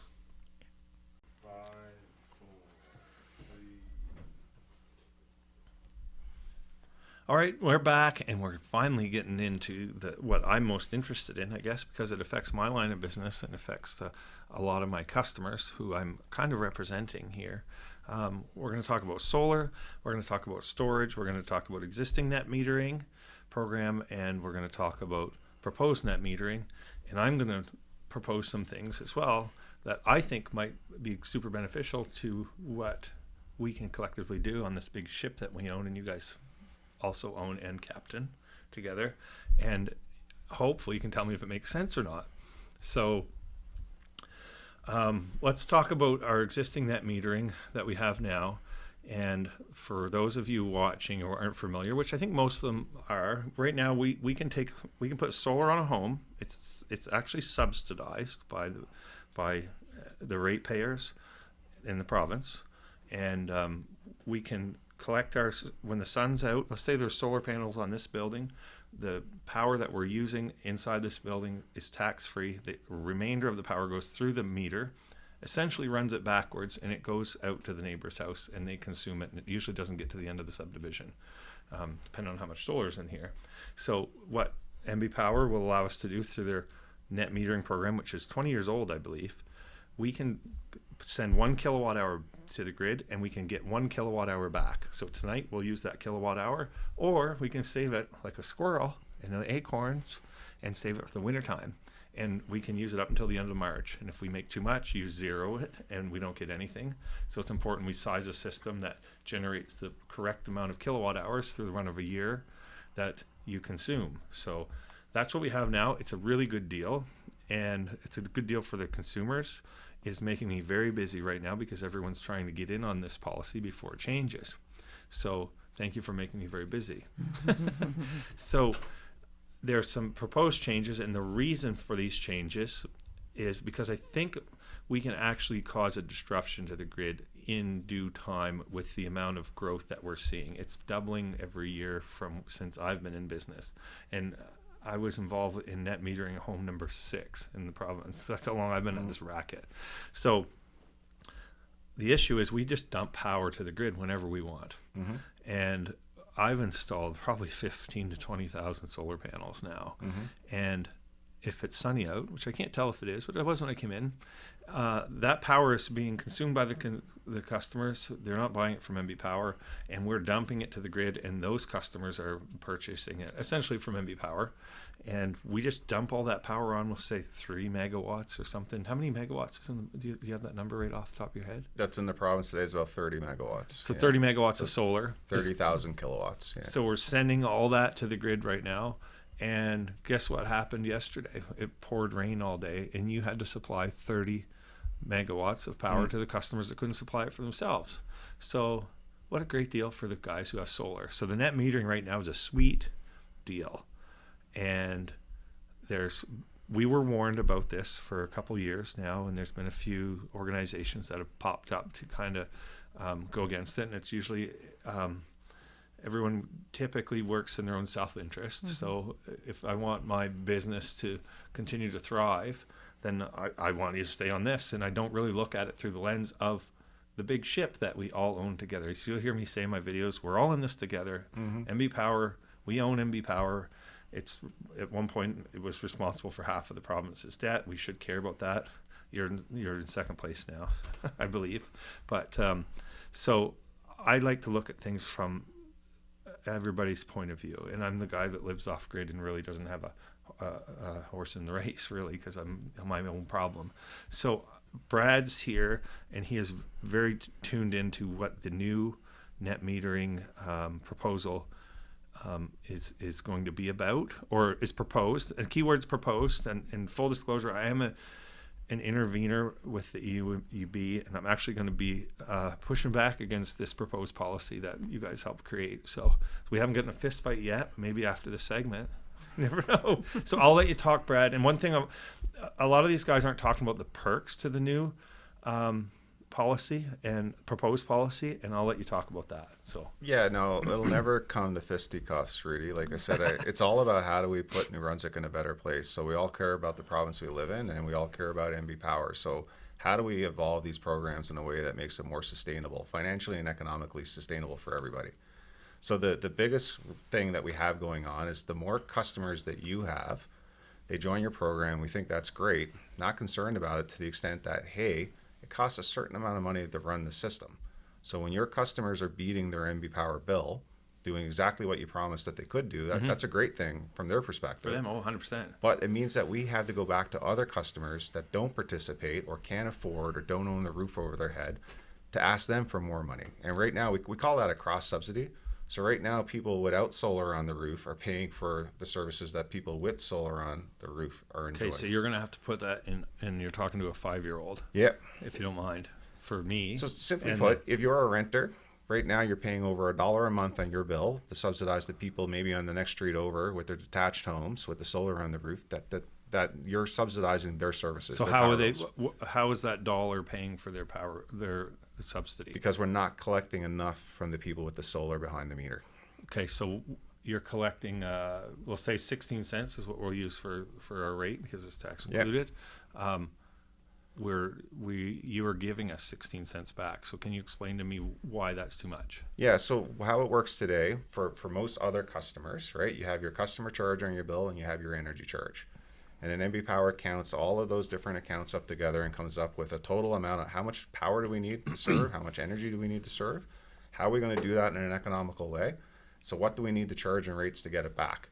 And when people start generating behind the meter, they're not buying as much power as the forecast or the model would say. So it doesn't change how much money it takes to run the utility. So what we do then is say, well, if Rudi's not going to be paying for it, everybody else needs to be paying for it. And that's what ends up in this like kind of an imbalance that's growing, and it's going to grow more with time. If it just stayed the same as what it was today, maybe it's a way forward to say $1 a month isn't so bad. It's worth all the benefits that it brings. What I really worry about is how fast this program is growing. Like we talked about, it's growing nearly a doubling of every year. I'm a good salesman. Well, and when we sell it back to at the same price, there's a challenge that it creates for the utility too. You're getting basically a wash, but you're still using the transmission system and you're still using the distribution system and generation when you need it, when your sun isn't shining. So if 16 cents is what we're the retail rate, we talk about the retail rate, and we get the retail rate back when we send that kilowatt hour to the grid. So let's say it's coming from Mac to Quack, and let's just use 6 cents. I know it's probably cheaper than that, but it costs 6 cents a kilowatt hour to make that kilowatt. And then to get it to the consumer, we got to send it through transmission lines, which is infrastructure, and there's cost to that. And then we got to send it through distribution. Yeah. And then we end up paying, we'll say 10 cents for it. So if you look over in Maine, they actually split it all up. You have distribution, all these different fees. It's like when you go to buy a car, you thought that was the price. Yeah. And then boom, all these magic fees that they come up with. So we get the retail rate when we send it back, even though, you know, You're relying on parts of the system. Yeah. Right. Yeah. Okay. So your argument is that we're getting the retail rate when we should be getting the wholesale rate, which is kind of where the new proposal points us. For the surplus. So I think let's establish what we're proposing. And again, it's a proposal, and it's subject to the Energy and Utilities Board agreeing with this, or maybe you have a proposal. One thing before we jump into that, I would argue that by me supplying a kilowatt hour to the neighbor, which is just up the road, or it could even be on the same transformer. We just avoided a bunch of costs because we didn't actually need your transmission lines or the distribution lines, and we didn't lose any power on the way to where it was going. It just went from one street over, right? So you're going to have that cost when you have to supply that customer. Well, I just avoided that cost, and you got paid the retail rate for what. And you didn't have to use the transmission line or the distribution line. I just sent it over there, and we just shopped local for Right. electricity, and it was green and free. And I'd rather that be the case. Like I think, Laura, you'd agree with me Those, too. yeah. Like I'd rather for New Brunswickers to be But I need generating you to power and selling it to their neighbors. That's a better outcome for us all. Yeah. Right. Especially with new loads. Yeah. So It's how cool. do you justify saying that we don't pay our fair share when we didn't actually have to use that infrastructure to get that kilowatt there because we avoided that cost? Yeah, it's not when you pay that 16 cents, and again, only about 6 cents of that is related to the fuels we need or the energy Yep. purchases we buy from our The neighbors. in cost Quebec. at the generator. Correct. Everything else needs to be covered in that 16 cents because we don't have that bill broken out like the way you talked about, where it's transmission, distribution, generation, and fuels. We don't have that today in New Brunswick, and we do want to get there at some point. We spent a little bit of time earlier in this podcast talking about, well, people don't even understand a kilowatt hour. We showed them a bill like that. It would not be really helpful to them until we get there. So we have to No, help the 100% customers we move have to to. that point. Right. I'm just trying to find out. We talked about the value of solar, which is in your proposal. Yeah, so- the value of solar, but it considers transmission and distribution. Right. We didn't use that When you have two, when we sent that kilowatt hour back out to the when you grid. only have two line items on your bill today, again, customer charge and your energy charge, we have to bundle in all of these other costs into that energy charge. So that's not the cost that NB Power needs to pay for the fuel or the energy we produce. That's to pay for the whole thing. Right. Well, my argument is it's avoided cost. Right. Right. At the energies only, and that's where in our proposal we're proposing finally to start paying customers for their surplus power, so it's not something that we take away at the end of the operating year. So if you got customers out there, I'm sure at the end of the year on March 31st, they may have some credits left on their bill in their bank, and on April 1st, the next day they're gone. Mm-hmm. A lot of customers say that's not fair. And we agree. So we're trying to fix that. Well, that's part of the policy, but I'm keep going back to the retail rate versus the wholesale rate and this avoided cost. I think that's something that, it's being, maybe it's avoided being talked about too, but it's reasonable to say that we don't actually need to, we're in a microgrid, and you're avoiding the cost that would incur if you had to send that kilowatt hour across those lines. And we are, yeah.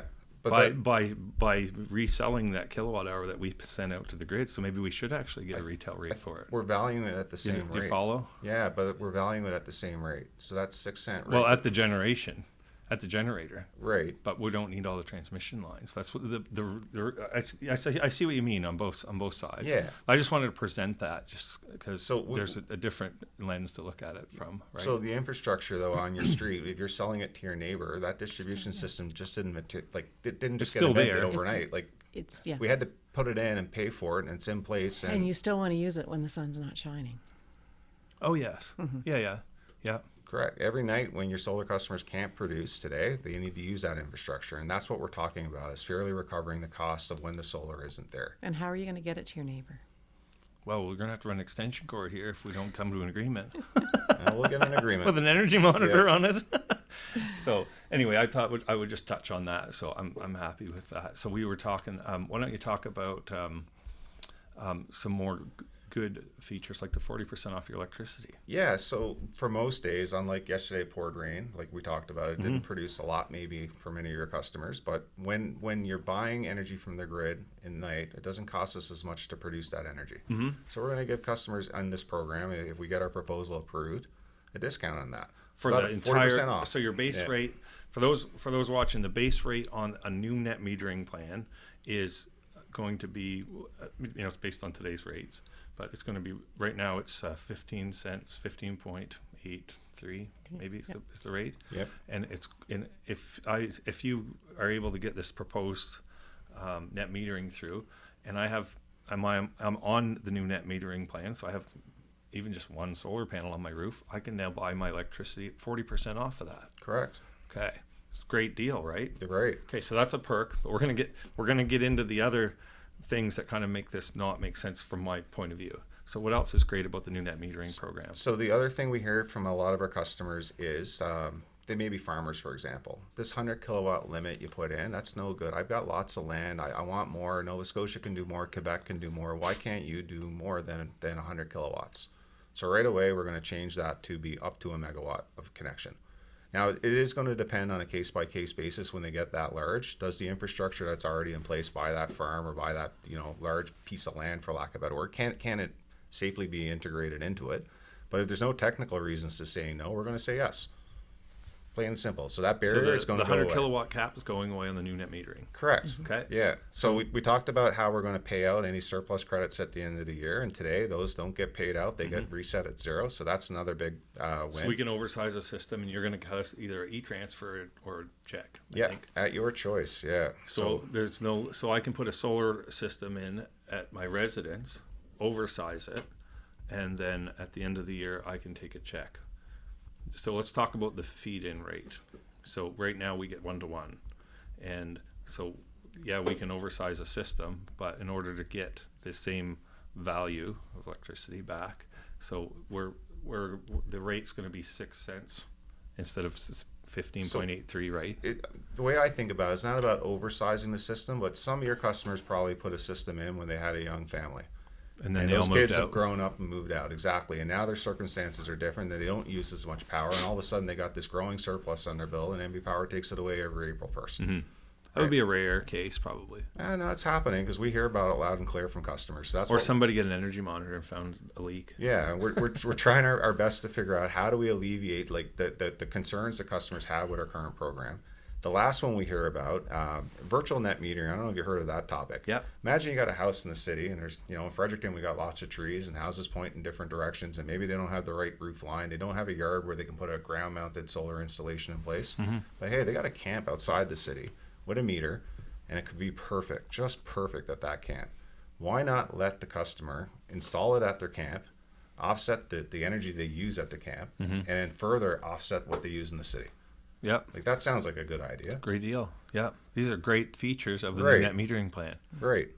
Okay. So what we run into then is to say, okay, there may be, well, Brad, there's got to be something. This is all good. Where's the bad? No, come there's from? still more good. We got to keep the good. We'll save the bad news for later. Yeah. So the other good stuff I talk about, those are the main ones that I keep coming up with. Is to say the last one is the demand charge. Yeah. So that's the deal breaker for Rudi. Right. So what we're saying is when you consume power, right, from the grid at night, you're getting a discount. Yep. Hey, when you consume it in the daytime, you're going to get a discount. But Well- if you consume well, it in the daytime, The volume of electricity. Let's not confuse. Yeah. The rate is the same. However, we need to actually let's put this wagon on pause and explain to the audience what a demand charge is. Maybe I'll use my RPM. I love your RPM model. I That heard you- works. I heard you you explain used it to me, and I'll see. Okay, so I Yeah. just drove from Moncton this Yeah. morning, and I filled my tank in Moncton in my truck. And when I got to Fredericton, we'll say I was missing half a tank. So that's the volume of fuel or energy that I use. So I go to the pumps. It's not cheap. I probably put $60 in. So that's my kilowatt hour charge. We're all subject to that right now. And there's the new charge that's being proposed for net metering customers only, because they understand electricity better, but we'll get into that. And it's called a demand charge. Commercial customers, you know what I'm talking about. Commercial customers, they pay a demand charge on anything after 20 kilowatts on a rate 1 general. So a demand charge, I'm in my truck, I paid my volume of electricity, my volume of energy, which is gasoline. Now I actually have, on my RPM gauge, I revved 6,000 RPM because I got tired of the construction. There were some trucks in the way, and I just got excited and blasted by everyone. Well, now when I get to the gas station, they said, "Oh, we see you ran your RPM up to 6,000 RPM. We're charging you $10 per thousand." Mm-hmm. So now I got another $60 charge just in demand charges because I used that engine and I taxed it. So when you put a load on the grid, you're going to be. It's proposed that we are charged, and starting at zero, $13 per kilowatt of load when you put it on the grid. So that's only for new net metered customers, proposed for the next year. So the commercial customers now, they're not charged until they're after 20 kilowatts. So if you stay under the threshold, you're okay. But so this is a deal breaker for me, this demand charge on solar customers. So I can put 3 solar panels on my home, get the benefits of that you mentioned, the pros. I get a 40% off my base rate. I can, if I overproduce, I can get money back. I can produce it somewhere else and do virtual net metering, or I think in Nova Scotia they call it aggregation, and you can, feed a different home. I can do that. However, so I got 40% off. The demand charge, if I have a shower and I have a 6,500 watt water heater, 60 gallon, it's using, we'll say 6.5, we'll say 6 for an even number. I'm going to pull 6,000 watts from the grid because it's cloudy out and I'm not making it, or it's covered in snow, like I'm really not generating, or I did it at night, for instance. It has to be within the peak period, which I think is 10 p.m. 7 a.m. to 10 p.m. Monday to Friday only, excluding holidays. Okay, Yeah. so if I continue my normal life and I have a shower, I run, let's say 2 people have showers, so we drain the water tank. We need 6,500 watts to bring that back up. Well, I live in the country, so I have a well pump, so we're going to say 2,000 on that while it's running. So now I'm up to 8, and then somebody's blow drying their hair. So we'll say another 2 just for, so now I'm at 10 kilowatts. So if I do that for, what's the time period? 50 minutes or an hour? An hour. Your average load for the whole hour. So your average load for that hour, let's say, was 10 kilowatts. Yeah. So now I have a $130 charge that no one else on the residential rate has ever had before in the history of MB Power. Yeah, I don't know if I'd add up the math the way you did it, though. Like, you're not drying your hair for a full hour. You're not running your well pump for a full hour. But it's the average over the full hour. Okay, Yeah. so let's go to an extreme. It's not, I shouldn't say an extreme. Let's on-demand water heater, 32 kilowatts. Yep. So if 2 people are having a shower at the same time, I don't have a tank. I'm not a fan of demand of these ones because of what future demand charges, which I think are going to come for everybody eventually. Yeah. So I did a little math on that one. Did I write it down? If 32 kilowatts is run for an hour, it's $416 demand charge is what a customer will be nailed with for using that much electricity for 1 hour. So that No. I think the math might be a little bit wrong there. okay, Rudi. correct me. Well, it was like, let's just say 3,000 watts, right? Or 3 kilowatts, just to keep it simple, right? On average, Well, no, that you just said it's a 3,000 watt on-demand heater, right? 32 kilowatt on demand. Oh, 32 kilowatts. That's so, what that's yeah. that's a, So you'd have to take a shower for a full hour for your demand to equal 32. or back to back. Right. But at the same time, we're charging the car, and that's 11.5. Yeah. And then there's a water pump, and then maybe there's a dishwasher. Again, I think So- you got to kind of break it down. Your energy monitor idea is great. We have a portal at We need that Power first. with smart meters. Definitely. Right. So our smart meter portal will give you a lot of the information to understand how you consume energy today. We are making enhancements and improvements to that portal to make it even simpler for folks to understand it. But what we did find is a lot of the customers that are in the solar space have apps on their phone and tell us more about how they use power than even we can tell.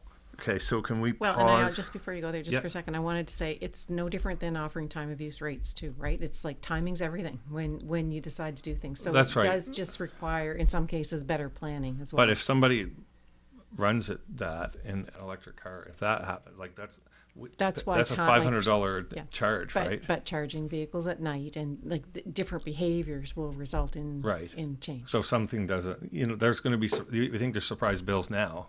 People are going to have surprise bills, later for sure. And that's I'm just touching on a couple things. There's, Right. someone could be welding, or a hot tub could be heating, right? With the pumps on and the or you're in it. Yeah. There's 10 kilowatts right there.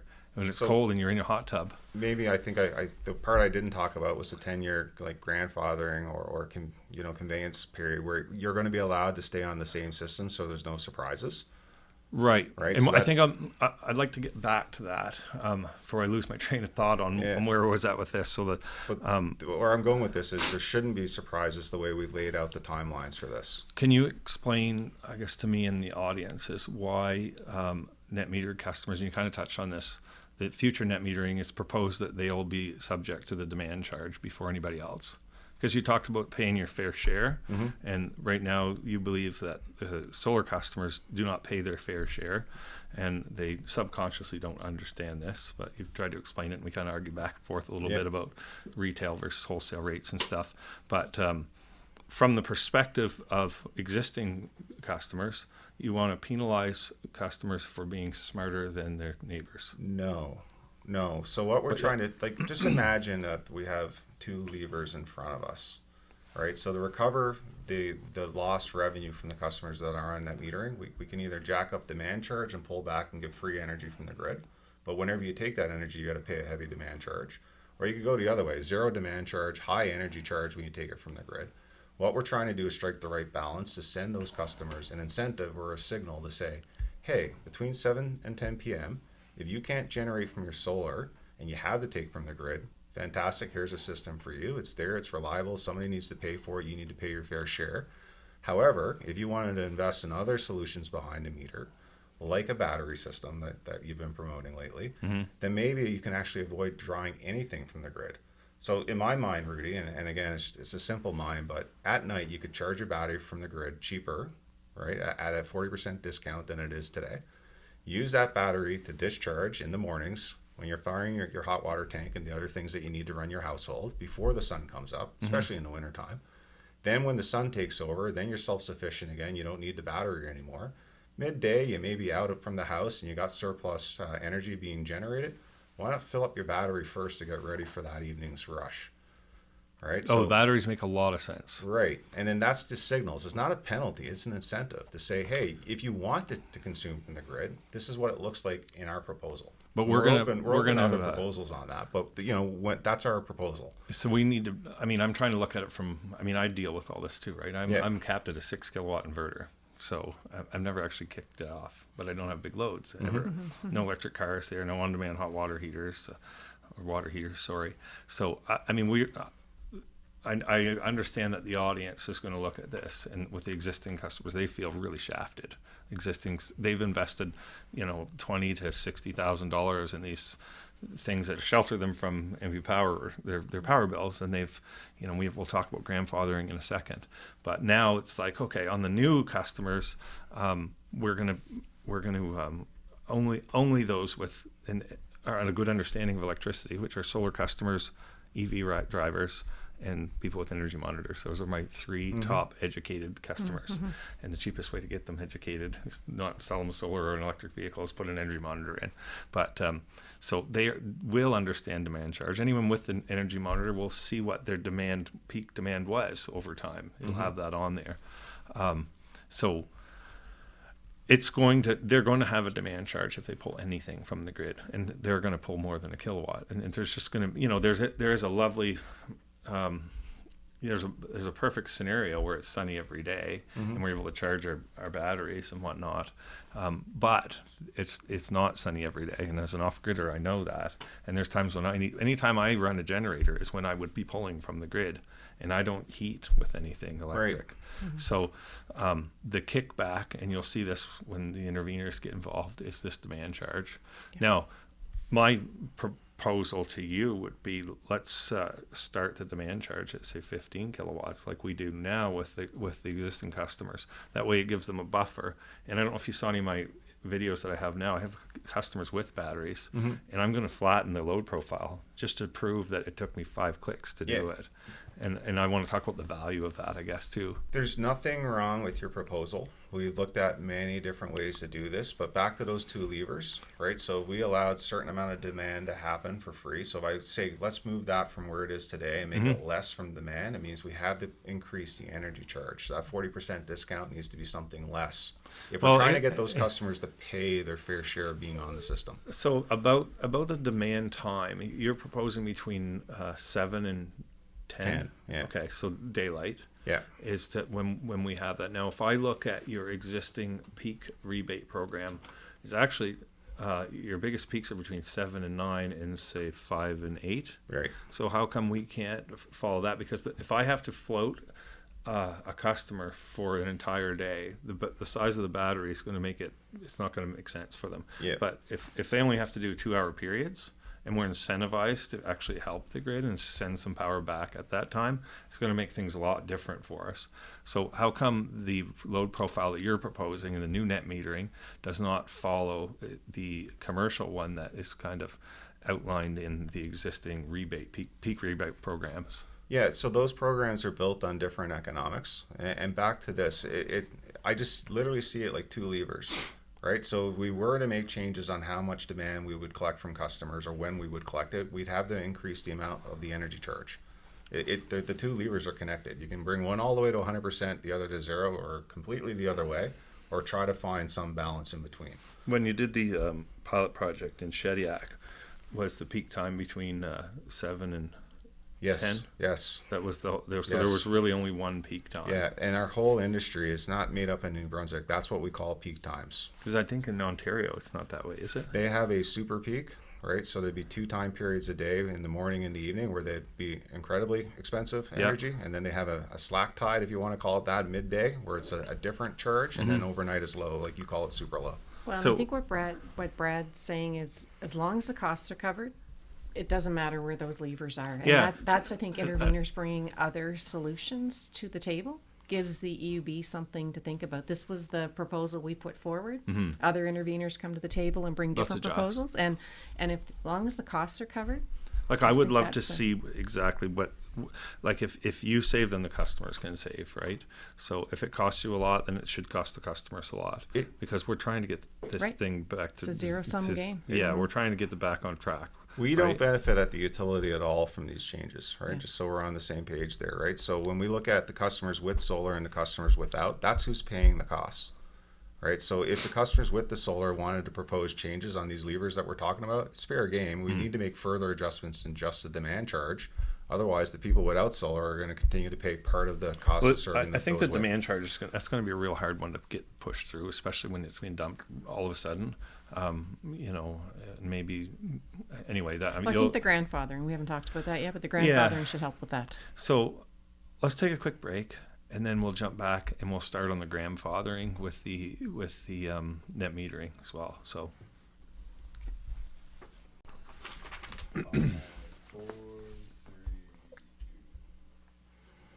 All right, we're back and we're really going over time, but that's okay. It's just like hockey.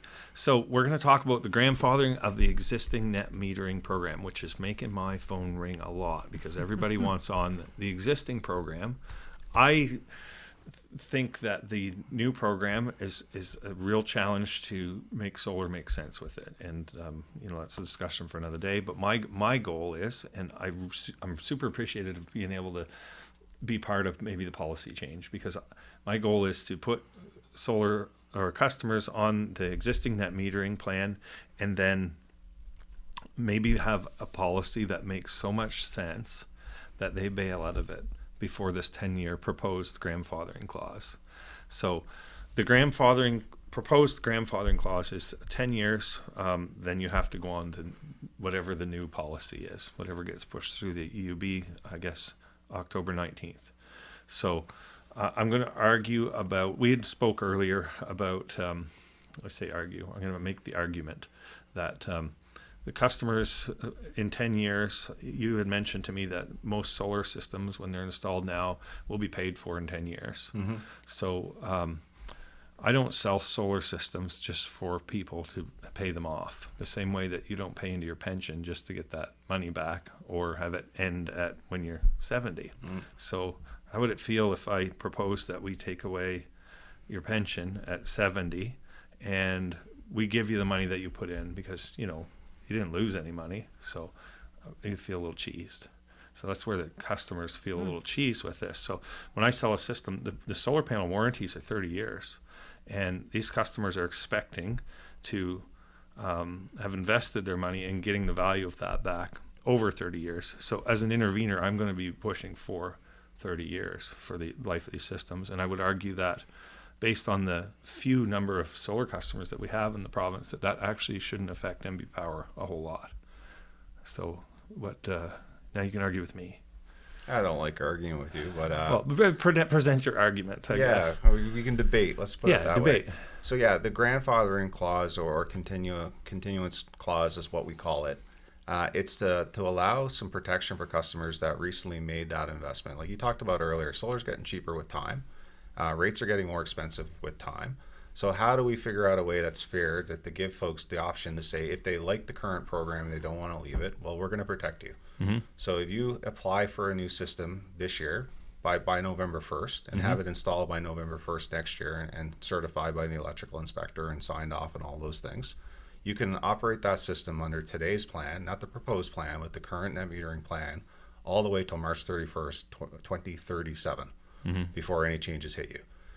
In our research, Rudi, and again, our proposal and our research would say that's more than enough time at least to get your money back.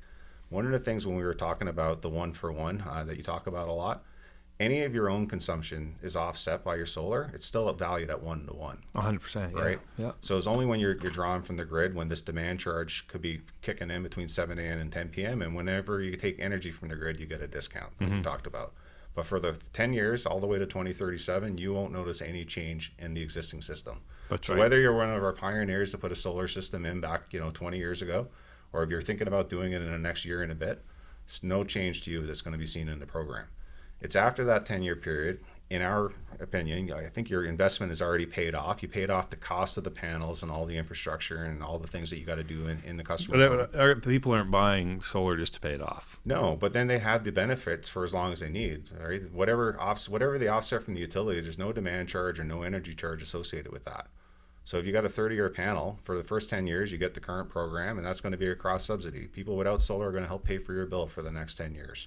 And I appreciate your perspective on this because the way I thought about it was there isn't another electricity customer on the system that's guaranteed anything in terms of grandfathering. But we were providing some stability for these customers knowing the investment that they had made. If you were that customer, how would you feel? Yeah, I think knowing that prices are going to change, that there's going to be a new pricing mechanism, I think the avenue is the UB to argue those things. So if we had a system that we just put in yesterday and we just got it passed and commissioned, and I showed maybe it depends. If we have an east-west system, sometimes there's a 13-year payback, and if we have a perfect south with a 12-12 pitch roof where you didn't have to put any ground mount or anything in, we might be down to 8.5 years. Yeah. So you might get it back a little bit quicker. So if you had done that, and then knowing that now this proposal went through and there's only a 10-year clause, would you have done it?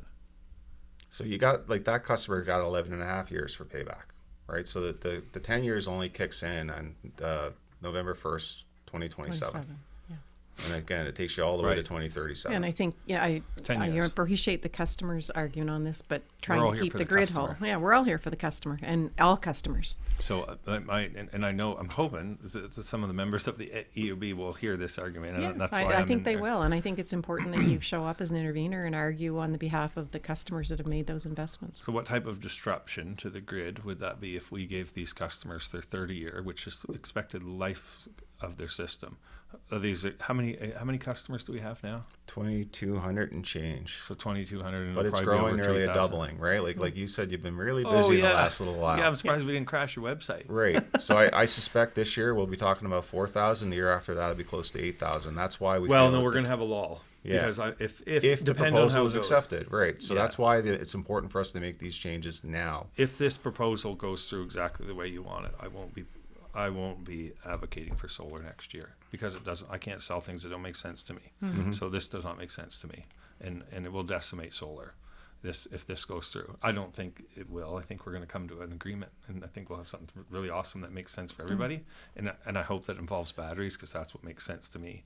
So yeah, I just wanted to kind of touch on that. I do appreciate. I think that's a good point that you're making, right? Like our intention isn't to decimate solar; is to make sure that the people that without solar who can't afford solar aren't paying for the people with it. Yeah, but it's not an attack on solar. But I don't think that was your intent. Yeah. But the reality is, I look at it from. I live this stuff all day and all night. And the reality is it will, and maybe you didn't realize that, but anyway, so we'll have to tweak it. Yeah, what we hear from our customers, and I spent the last year with Lori talking to customers all over New Brunswick, loud and clear, lowest rates and affordability is what concerns them the most, right? So by far and wide, well above that. The next most concerning thing... Would you say it would be lower rates or a smaller power bill? Lower rates is the question. And what they say, that's where they want us to focus in on. And we translate that into affordability is just what everybody's talking about. The cost of everything has gone up, and most of our customers will never be participating in net metering. You think these customers that you interviewed are going to have a smaller power bill in the future? No, but our job is to make sure that we make it responsibly what it needs to be to cover our cost to operate. So your goal would be to slow the bleeding? Not slow the bleeding. Make sure that we don't unfairly ask those customers to pay more than the cost to serve them. So, right now you have one customer on one side of the street that may have, a better job or affluent or whatever their circumstances are. They're saying, hey, I'd like to beat the NB power bill. The rest of the customers are paying for that. That's you said fair. It would be $1. $1 today, growing to $4 by 2030. Per customer. Because of solar. Because of the cross subsidies that are happening. And every year we delay making this change makes that problem worse. That's the issue and why the timing is right to make it now. Yeah, I agree. I think we need a policy change, but I don't think it should be where it's going that aggressively, I guess. So that's a fair point. Like that in so many years, $24 is a lot, but the reality is the next rate change. What are we going for? 6.5? Is our next? Yeah, we haven't determined that yet. No, I think that the next 2 years. I read somewhere was the goal was 6.5. Yeah, when we filed our application this year, we had to put the estimate for the next 2 years. Yeah. So that'll probably be, there's your $24 per customer right there again. So, but should it be 48 when it could have been 24? Like that's the conversation. Right, but we're not talking just next year. So when did you say it would be $24 per customer? If you project where we are today without change, by 2030 it's $4 a month right? So 24 a year is what you're calling it. It's my math is 4 times 12, but So but that's per 48. year. Per year, yeah, Per that's customer. Well, if we continue on where we're at, it's going to cost Right. per customer, By- everybody by $24 per year. 2040. It's over $20 million a year going from the people without solar on their roofs or behind their meters to the people with on today's projections. And I honestly feel like we're lowballing that estimate just because the growth that we're seeing in the program is astronomical. Where I'm at, it just seems like a really small number when you compare it to the rate hikes, right? Which have to happen. When you talk So- to some folks, maybe they're renters, maybe they're just struggling to get by. That makes a big difference in their power bill, and that's really catching our attention. So I sympathize, I really do, with solar, and we're trying to get the net zero, and Brad and NB Power, this makes no sense. What are you doing? On the other hand, when affordability is what we're hearing all day long, that's really raw, Rudi. That's something we have to take into account. Most of our customers will never be able to afford solar behind the meter. That's what we have to stand up for and protect. Well, I would argue that they're paying for it now. Really, I mean, Well, they are. That's our problem. No, right? I mean, when I, especially when we had the Greener Homes grants, or sorry, the interest-free loan, which went away last year, we could go into a good roof, a customer, and they could have a $300 a month payment for on equalized billing, which is a great thing, by the way. And we could put solar in, and it would cost them $240 a month to pay for that every month, sorry, and they would save $240. Like their bank account would never feel it, right? So the reality is, these people can afford it, and and maybe there's a new federal plan in the works. Which Maybe, yeah. I would argue that there are some though that can't afford to pay the bill they have today. So Right. Yeah, we've got a large population, So it's not gonna highest level change. of They're paying energy the same. poverty in New Yeah. Brunswick, right? Yeah, we do. And while there is this challenge with affordability, we need to look at how do we make sure that they're not. I mean, it's hard enough with rate increases going up, but how do we make sure they're not paying more than their share, and that the people that These can people have afford no to hope. pay. And just to bring it Really? back to how we got here, Rudi, like in 2022, we did the first phase of this rate design, and the decision came from that in 2023. And this is the EUB, the Energy and Utilities Board, told us design a program that doesn't have cross subsidies, and this is our response to their orders. And like I said, it's a proposal, and I'm open, and I'm sure the EUB is open to other ideas around that. But when we study what they've asked us to do, and we work with our people inside the utility, when we work with our customers, and we bring in external help to say, do we have the right lens on this? They suggest this is the best proposal at this time. That's But just an opinion. As part of the Yeah. process, others will bring in their Correct. experts and their Yeah, 'cause I think cases. we're using and- 3 different consultants for it. Yeah, Yeah. kind of help with that. That's a part of the process. And like I said, it's not an NB Power saying this is the way it's got to be. No, we make proposals, and the Energy and Utilities Board hears our proposal. We get questioned on it from anybody that wants to participate, and they're free to make their own proposals and counter to that. Well, and what the EUB delivers will, in all likelihood, not be the exact proposal we Right. put forward. Yeah, they will I hear think the we other can come up with interveners. something Right. Yeah. that makes a whole lot of sense. And it's too bad that we never met like 2 years ago, right? Yeah, no, and it's not from lack of talking about it. We've been talking about these changes for a long, long time, and it's kind of surprising when people say there's a lack of consultation, because I've been talking about this for years. No one watches the news. No, maybe not, right? But I guess what we're trying to say here, though, is this is an idea. We think we're responding in an appropriate way to what the board has asked us to do, and we're open to other ideas around that. And I think the timing is right to make the change, or at least have the debate. I think New Brunswick's future is too important to kind of say, let's kick the can down the road, or maybe let's not worry about it. No, let's have that discussion right now, and wherever the chips fall, they fall. Yeah, I don't like kicking the can down the road and Yeah. stuff, because that's how we got where we're at. Yeah. Exactly. Right. So yeah, it's an interesting, it's a big change for my industry, for sure. It takes a lot of hope away from people who thought, maybe we can shelter ourselves from power bills, and there's still ways to do it. Obviously, on the cons on this new program, we have to have a lot more solar if you want to get a $0 power bill. Yeah. And we are not opposed to solar. We actually see it as a way to solve some of the problems we Right. see in the future. We're not opposed to it at all. We just have to be sure there isn't cross subsidization for the Yeah, customers. it's tricky. I mean, solar. You've heard me say it many times. So, solar doesn't really help. I don't think it helps the grid at all. We have to manage that, right? So you've heard me say before, we shouldn't be subsidizing solar. We should be subsidizing storage. So that's something that that I guess we'll talk into, and we'll get closer to closing this off, because I know we're in pretty deep. But right now in New Brunswick, the only reason to have a battery on your home is you can save the tax from, you can store your energy during the day and use it at night. You're only going to save 5%. So it's really not worth the investment of the battery. You're going to get power when the power's out. So you'll have that resiliency. Yeah, the But resiliency is worth something, I would say. that's the right? only Yeah. reason I can sell a battery to anybody. So now, knowing after we've spoke and looking into net metering and the possibility of demand charges and time of use, we're kind of watching what NB Power is doing, and I made reference to a chessboard. If you bring up time of use, well, guess what? Now, if I can buy my electricity at 30% off, I can store the cheap power and then use it when it's expensive. And you guys will love it, because then you don't have to generate it. So I talk about a flat load profile in a home. So you wake up in the morning, you have your shower, you spike the grid. Everyone hits that spike, that morning spike, and then in the evening there's a spike again. So if I could take every customer that I touch and say, tell you what, guys, I'll build you. And I'm doing this now as a demo with some of the customers that have batteries for resiliency, because we have this technology now. I just go in and I hit. Let's peak shave, and the most I ever want to pull from the grid is 2 kilowatts indefinitely. Yeah. So if a load comes on, it just pulls from the battery, doesn't spike the grid. It gives you a flat load profile, which, and correct me if I'm wrong, from utilities point of view, a flat load profile, you can make money on that versus one that does this all day. Like Yeah, it's a that's cheaper load ideal. to serve. But like Lori said, time of use rate is a demand charge just built in a different way, right? So it's bundled in with the energy charge. Yeah. When it varies from 1 hour to the next, that's a demand charge, because some hours is more expensive for us to generate. And again, back to that 2 levers. We're okay with how we want to set those levers, and that's open for debate.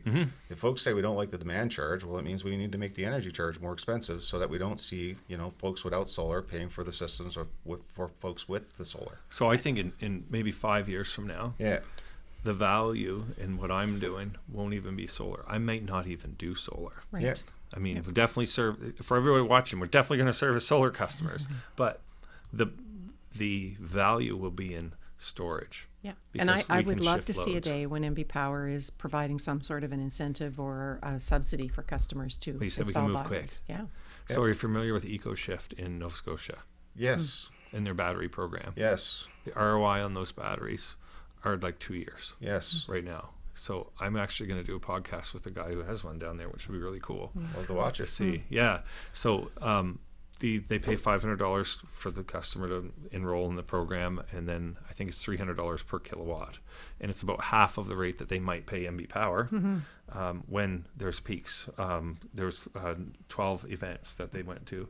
So last year, customer, I think it was $2,700, and the year before that was $3,000 that he was paid by the utility for them to use the battery, and it saved the utility money because they would have spent $600 per kilowatt for that demand response when they needed it.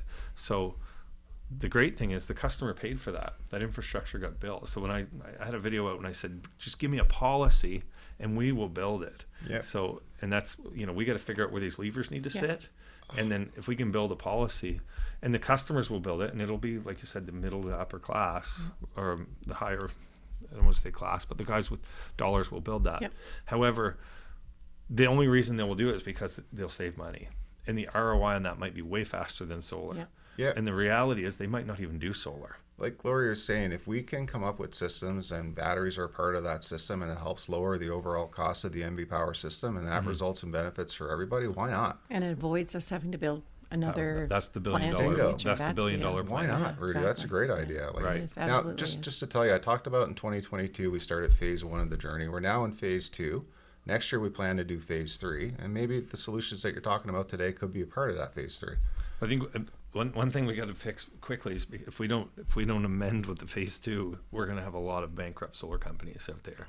So and I know, and we'll talk about that later off camera, and we'll see that in the UB and stuff. But anyways, one thing that I kind of had I wrote down an ideal net metering policy change, and I think the first time we spoke this year, I talked, you proposed this change, and I said, well, if we're coming up with time of use and I think it's proposed not this year but next. Yep. I would love to see the time of use and the net metering policy all be integrated together. So how would that work if I'm on time of use and net metering, or does net metering include time of use? Because that'll make things. I'm just trying to build a business case around being able to, supply the grid. So I'd love to see a demand response program, but even if we had a cheap overnight rate, we're just going to put batteries in and then, float it.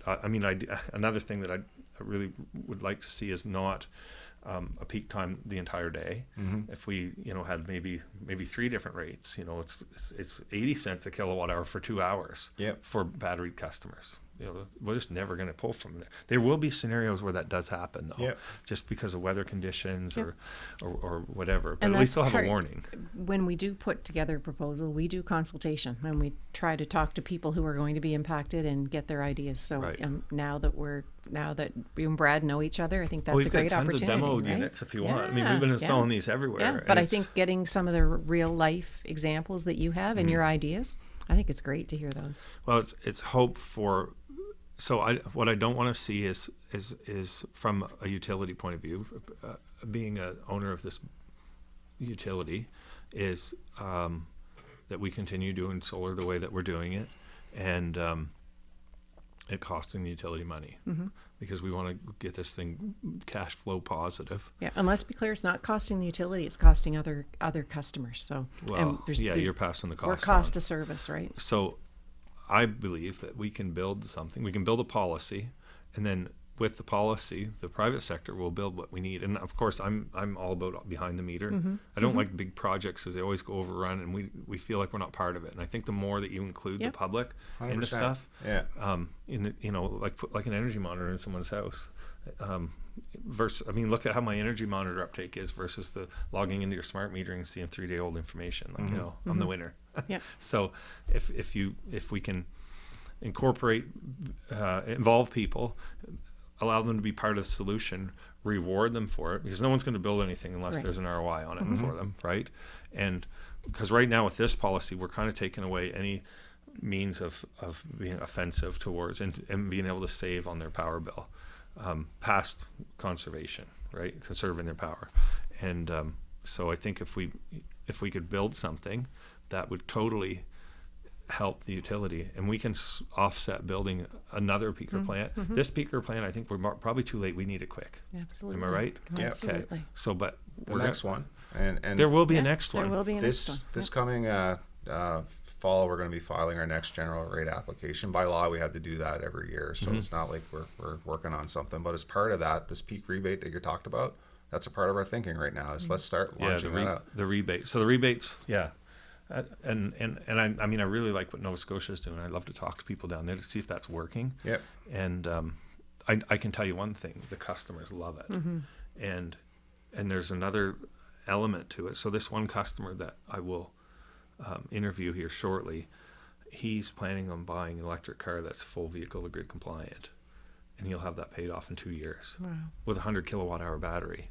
So, my goal for the utility is to be able to have, look, these are all of the batteries in this location, and I can take that generation, I can dump the load for 2 hours here and give myself, 300 megawatt hours. No idea. It depends on the size of it, right? Yeah. And I guess they're doing that in different countries too. And we'll start doing it here too. Like we're going through a multiple steps of process here to get there. But yeah, that's something that I think most people would agree with you, Rudy. That makes a lot of sense. Rather pay a New Brunswicker to produce the energy or be self-sufficient and do all those things rather than some foreign energy company. Right. Right. Yeah. And it gets us some skin in the game. Yeah, That's right. 100%. People So- have taken control But of we their just got to energy. be careful not to sink anyone on the way. No, with the- and with the that's existing again, that's policy. not the intention. Like we're not in the business of economic development, right? But we are in the business of making sure that we protect our customers, and we have to follow EUB direction on this stuff. So when the Energy Utilities Board says you can't have cross subsidization as part of your program, we come up with proposals to avoid that. Those proposals aren't the gospel. They're open for different opinions around that, and the Energy Utilities Board will take all that information in and say what parts they liked, which parts they didn't like, which ideas they like better, and come out with a ruling. And we'll live by that ruling, and that's fine. Fun fact: I think $1 billion will put a 16 kilowatt hour battery on 100,000 homes. It's a lot of homes. It is. Which I think is maybe a third of the residential customers. Yeah, yeah, I love that idea, and we talk about it all the time. The challenge is if people, it's got to be someone like you that is actually interested in doing something different. Because if they don't, we spend the $1 billion installing batteries, and then we still need to build the plant. So we need, if we're always going to need we're always going to need the generator that sits out by my solar array off grid, because the province is an off grid house at the end of the day. Yeah, but we may not need as big a plant. I think or we may not have to fuel it all the time, because they do cost money to run. So I think we go back to where we started. The first thing is knowledge is power, and getting people to understand this. Energy monitors for Christmas, everyone. Yeah, that's a great one. If Father's Day is coming up, your husband wants an energy monitor. Christmas is coming up, it's an energy monitor. You can get them on Amazon. You have one, Brad. Yeah, I do. I agree with you. I've learned a lot since I put it on my panel. It's amazing. Yeah. Awesome. I'm trying to get one in your house, by the way. Sure, let's do it. Right? Let's do it. So there was 3. Oh, Susan Holtz. I want one in hers too. Okay. So I just want people to care. Yeah. And I mean, you know kilowatt hours and everything. Oh, I care. We run around turning the heat down and the lights off. So I don't know if Renee Legacy's place. We went over and we turned up a thermostat in his basement, and it went to it was running 50 cents an hour, and it went to like $2 an hour. He's like, whoa. And I'm like, yeah, an hour. You have to make that money. Like, you have to. So I think that, as far as from a customer's point of view, that is one of the greatest tools that they can possibly have. Yeah. And people eat a lot of crow when they install one of those, and especially when they're blaming the smart meter or something. There's no affiliation with the government or MB Power or anything. When you clamp those two mains, it's going to tell you that money is running through that line, and it jives with. And these are not revenue grade meters; they're consumer grade meters. Your stuff is calibrated by Measurement Canada, and it's probably a little more expensive for a smart meter than it is for an energy monitor. So. It's great when they find something that's going on. I mean, you don't have to tell everyone that you're eating crow, but at the end of the day, they save people a lot of money. They do. I always recommend them before people get solar. Sometimes you can tell. I've seen over 2,000 power bills because I've done over 2,000 solar proposals in the last few years, and which is crazy. And I can tell as soon as I look at the home and I see that if they're burning 12,000 kilowatt hours a year. Hi, how you doing? Looking for some solar? I see you're burning wood, right? You can always tell what they're using for electricity. Yeah. But you're an educated energy critic. Let's call you an energy critic or energy advocate, whatever we want to term it. Not everyone is, and I think that's where we have to start. Oh, it turns them into them, right? Yeah, Did you run around your house and be telling all the kids? Do you know what this costs? He would have been doing that anyway. But that's just it. So really, like Lori nailed it. Knowledge is power. The more you can help us with, informing New Brunswickers around that knowledge, we gratefully appreciate that. So thank you for what you're doing on that. And customers can log in and see what their power bill was. And then my argument against the smart meters is the information is a little bit old. Yeah. Where on an energy monitor, I can turn these lights off and it goes boom, 5 cents an hour. Yeah. Right. And I can look back 3 years ago and check and see what it was, and I can see when something's cycling. So we will be improving that system, just so you know, right? So we're on the final throes of the smart meter rollout is largely completed. Right? A lot of people said we didn't even want a meter, so that's what you got to think about. Like, where is the New Brunswickers today, and how do we reach them to convince them? The smart meter is good. The energy monitor is a good idea. And this is why we do what we do. So reaching out to help explain the story of NB Power is exactly why we're here today. And thank you very much for that opportunity. Well, thanks for coming. Yeah, thank really. you. I think it's important. This is a great way to spend the afternoon, actually. Great way to spend Probably the afternoon. evening now. We've been at this a long time. I don't know how much more. I don't think we have a whole lot of more time. But, I mean, I've got some questions. You guys can fire some questions off to me. But I think we covered some good ground. Yeah. And I think I've covered most of the topics. I mean, I don't want to get into a rabbit hole. We can maybe come back someday and do it again. We can do it again. Yeah, I mean, after we've done arm wrestling at the EUP, we'll see. But I'd love to hear you talk about what we can do to improve that process too, because that'll be an interesting one for you to sit through, and you will come up with lots of ideas for improvement there. Through the energy, it's just it's a huge time kill. Yeah, it really is, absolutely. And I know I saw something in the news today. There's the government's building a new was it consumer advocacy or something Yeah, it's called? consumer advocate, yes. Yeah, Yep. I don't know how that's going to work. I don't know. I just I think thought- there's two pieces to that. One is it will replace the current public intervener who cannot take a position with any customer group. So the consumer advocate will be able to advocate on behalf of different customer groups. They'll also act as the intermediary between customers and the utility if there are challenges or problems that can't be resolved. A lot of times now, customers go to their MLA or they go, Yeah. to the media and Yeah. complain. This Yeah. will be an independent person that can actually resolve the issue without it having to go to the EUB or to the politician or to the There's media. a lot of time and money on your Yeah. guys' behalf too, right? There's lawyers and they're representing MB Power, and Oh, yeah. I think about that. It's like, It can cost us up to $10 million a year.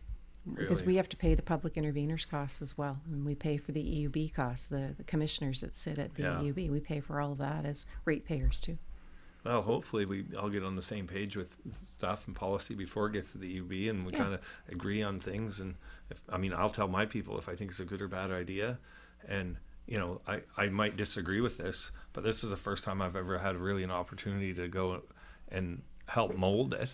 Yeah. And like I said, Brad, we should have met. We only live 20 minutes apart, really. Yeah. 25 if we're obeying the law. Well, out of the 5 parts of this that we're proposing, I think you agree with all of it but one. Right? You don't like the demand charge, and that's fair, but you're kind of like everything else we Well, propose. I don't know that he's Yeah. crazy about the grandfathering time period. Yeah. either. Yeah, I'm glad I laid that down. Yeah, the grandfathering, the demand charge. You like I the would idea, you tweak. just think it should be longer. I guess that's what I was trying Well, to say. You're looking at a guy who has made promises to customers over time on the assumption that things would be grandfathered, and I know in other jurisdictions, like it might be in the States, California and stuff, when they introduce a new net metering, they'll let them run it out. You Yeah. know? So that's why my question would be like, what is the harm in allowing these customers to run out, another 30 years, or Yeah. maybe find out when they first got their system, and give them 30 years from that date. Right, because then they've really got their expectations fulfilled. Yeah, now So- that you're in the process, you can actually ask that question, and by law, we have to answer it in great detail.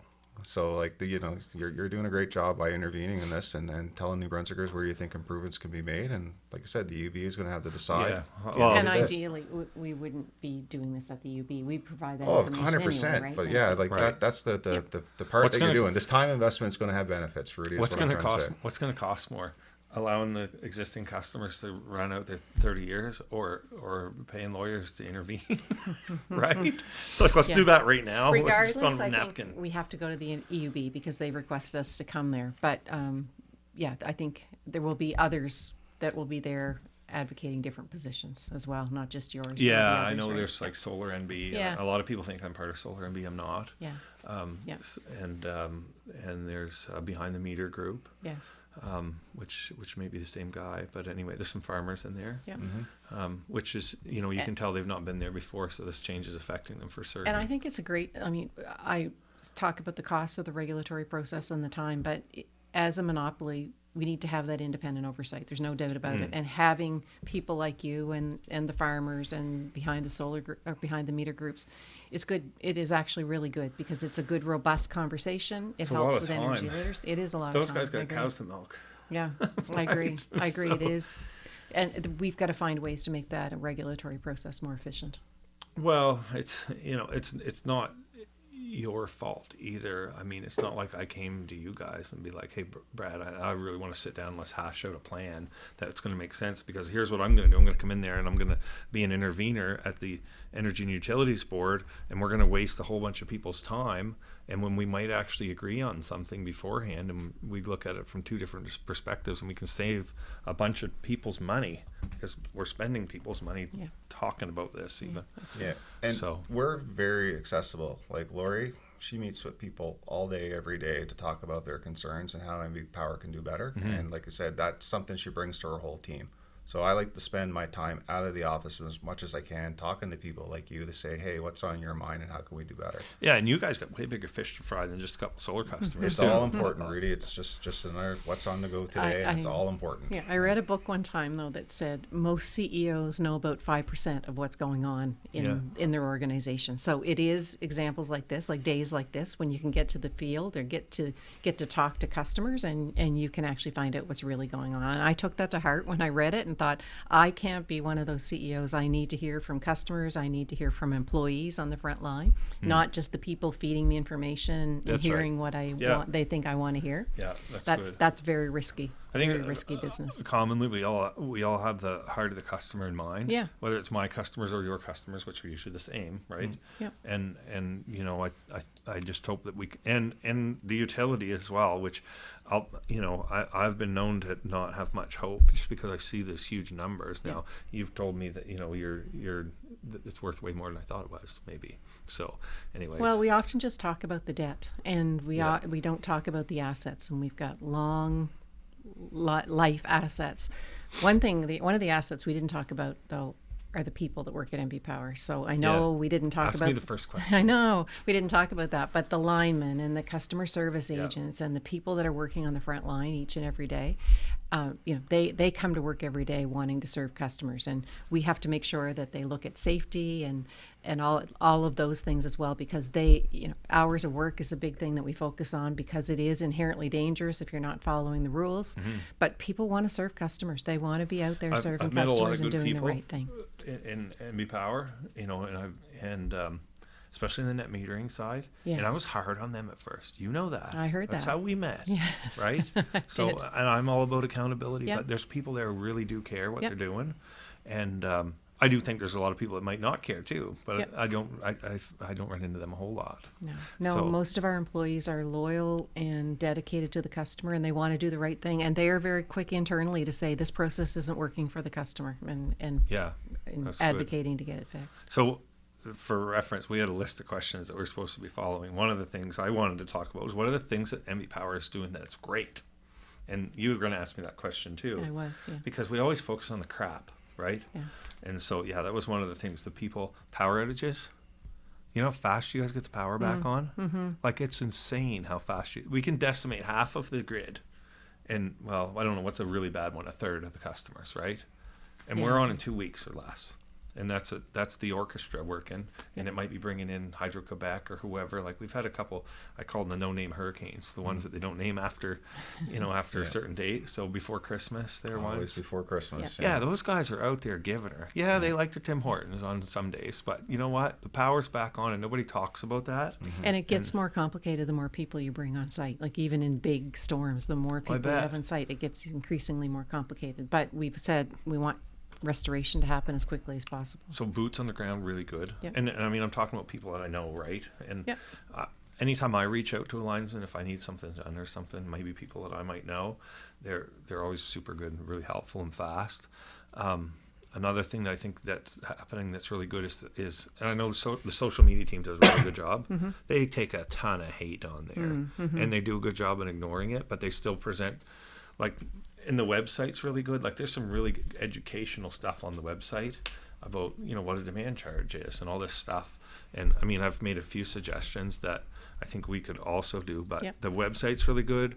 The social media is really good. It's and actually improved over the last year, and that was one of the things you commented on, where you told me that you felt like there'd been a step change in the amount Did of I, communication that we're giving customers. So, yeah. And, the problem is that you put stuff out there and it's social media and then people are hiding behind a keyboard and you just get a ton of hate behind it. And it's like, guys, this is like really good information. If you actually looked at it instead of just throw rocks at it first thing, it might actually learn something. And, I'm sure there's misuse of, in any organization, there's crap somewhere that someone might know about. But, as a whole, like, I generally think you both want what's best for Absolutely, people. yeah. And anyway, so I just wish people would kind of focus on that. And the more they understand about the problems that MB Power face over time, and, like you said, the past is the past. This is what the cards that we have now. Right. And how can we move forward? And we've got all these processes which kind of suck to have to go through some of them, but anyway, we can possibly get there. But anyway, the social media is really good. The website's really good. The boots on the ground, the power outages don't take very long at all. I mean, not that I would know, but I do visit friends on the grid, believe it or not. But anyway, so there's a lot of good things that MB Power does well, and your employees are very happy. And I'm sure your retention's really good as well. Yeah, our engagement scores are good, retention is good, but we still have to get better. We may have some of the lowest rates in Canada, but we need to do everything we can internally to run as efficiently as possible and make sure those rates stay as low as possible. That's something that we never mentioned, is we do have some of the lowest rates, especially when you look at the types of generators that we're running. That's right. That are really good, and the uptime of the Pro really sucks, but some, it's as a whole, we still have really good. Yeah, and I would say, it's by design that LaPro hasn't run as much as we would have planned in the last 3 years. We decided in the last 3 years to take longer outages at LaPro to get some investment in the plant to fix those things we talked about earlier, the motors and the pumps and the valves and those sorts of things, so that we could have better reliability at that plant going forward. So those were hard decisions to make. Yeah, but I'd right. rather have a planned outage any day than an unplanned outage on the coldest day of the year. So That's right, yeah. I mean, you guys had that running all winter for a reason. And So- actually, LaPro hit its targets this year for the first time since 2019. So very Good to proud know. of that. Very proud of that. When LaPro is running, Yes. would I be correct in saying we can make money with LaPro? Yes. Yeah. So Yes. the trick is keeping it alive. When LaPro does well, the company does well. Good to know. It's when LaPro is operating well. Because there's And some it- days yeah. I think I just want to bulldoze the whole thing into the ocean. Yeah, no, it's a very valuable asset to New Brunswickers. And we're talking about maybe getting into some more nuclear later, but we ain't opening that can of worms now. That's a whole It's other way podcast. past upper yeah. time. But it's a good Episode idea. 2, yeah. Yeah. Is there anything you guys want to talk about or let anybody know, I guess, on this podcast? Anything before we tie this up? And It's been a great afternoon. I think a lot of good messages and good thoughts and great ideas from you. Those are all things that are important to us, and I appreciate you taking the time and having the interest. I was in the looking forward utility. to it. Yeah, It's almost good. a little nervous. But lighten up a little bit. Yeah, But that's good. yeah, well, maybe we'll do it again, and we'll be in touch, and yeah, I'm sure we'll see lots of each other as the intervener process goes on and whatnot. We all so- want what's best for New Brunswickers. So yeah, so was it a coincidence that the incentive changed? The incentives went away on the same day of the podcast. You planned this after that announcement, so yeah, it's a total coincidence. No, I didn't. Yeah. This was planned way before, and then you had to postpone. So Yeah, yeah, it So it was a Yes. coincidence. the Yeah. incentives had to go away on a previous EV decision, so not the one that came out a few weeks Right. ago here, the But one we're from not. last I'm year. not following it. That's Yeah, what happened, right? and so the federal government incentives went away. No other. I would say it was a complete coincidence Yeah. because I would not have wanted to catch you on a bad day Yeah. when No, you were it's- running the it's been- podcast. I've just been really, really busy trying Yeah. to get everybody's foot in the door. That way they'll have the choice. Like I've got Oh, yeah, customers that yeah. have been considering solar, and it's like, you know what? If you're thinking about getting in, when's the deadline? November? November 1st. Yeah. get Oh, your sorry, that's for the net metering. Yeah. But if they've got probably, I think 9 January months. 31st for the incentives to get their system hooked January up by 31st, then. yeah. So at least people are registered now. Yeah. And I always push the home energy audit. I think that's a great thing. Yeah. Yeah. And we still have that. So just so everyone knows, the total home energy program is not going away. It's just the solar generation side of it is. So still a great program because you've got all the defensive mechanisms in there. And maybe we'll slide in energy monitor install, which should be super Yeah, cool yeah. with all the money we save by not subsidizing solar. But anyway, that's a great program, and that's still there. But anyway, so I've been really busy just trying to get everybody's foot in the door, and the commercial kind of exploded on me too. So I don't know how much we may have cost the ratepayers, but it ends tonight, and by tonight it's the 27th today. And by the time you watch this, the 27th is history. So, okay, well, shall we wrap it up? Yeah. let's do Thanks it. for watching, guys. That was a long one. Thanks for coming out, Well, thank you, Rudy. and thanks Appreciate for it. thanks Thanks for for hosting listening. us.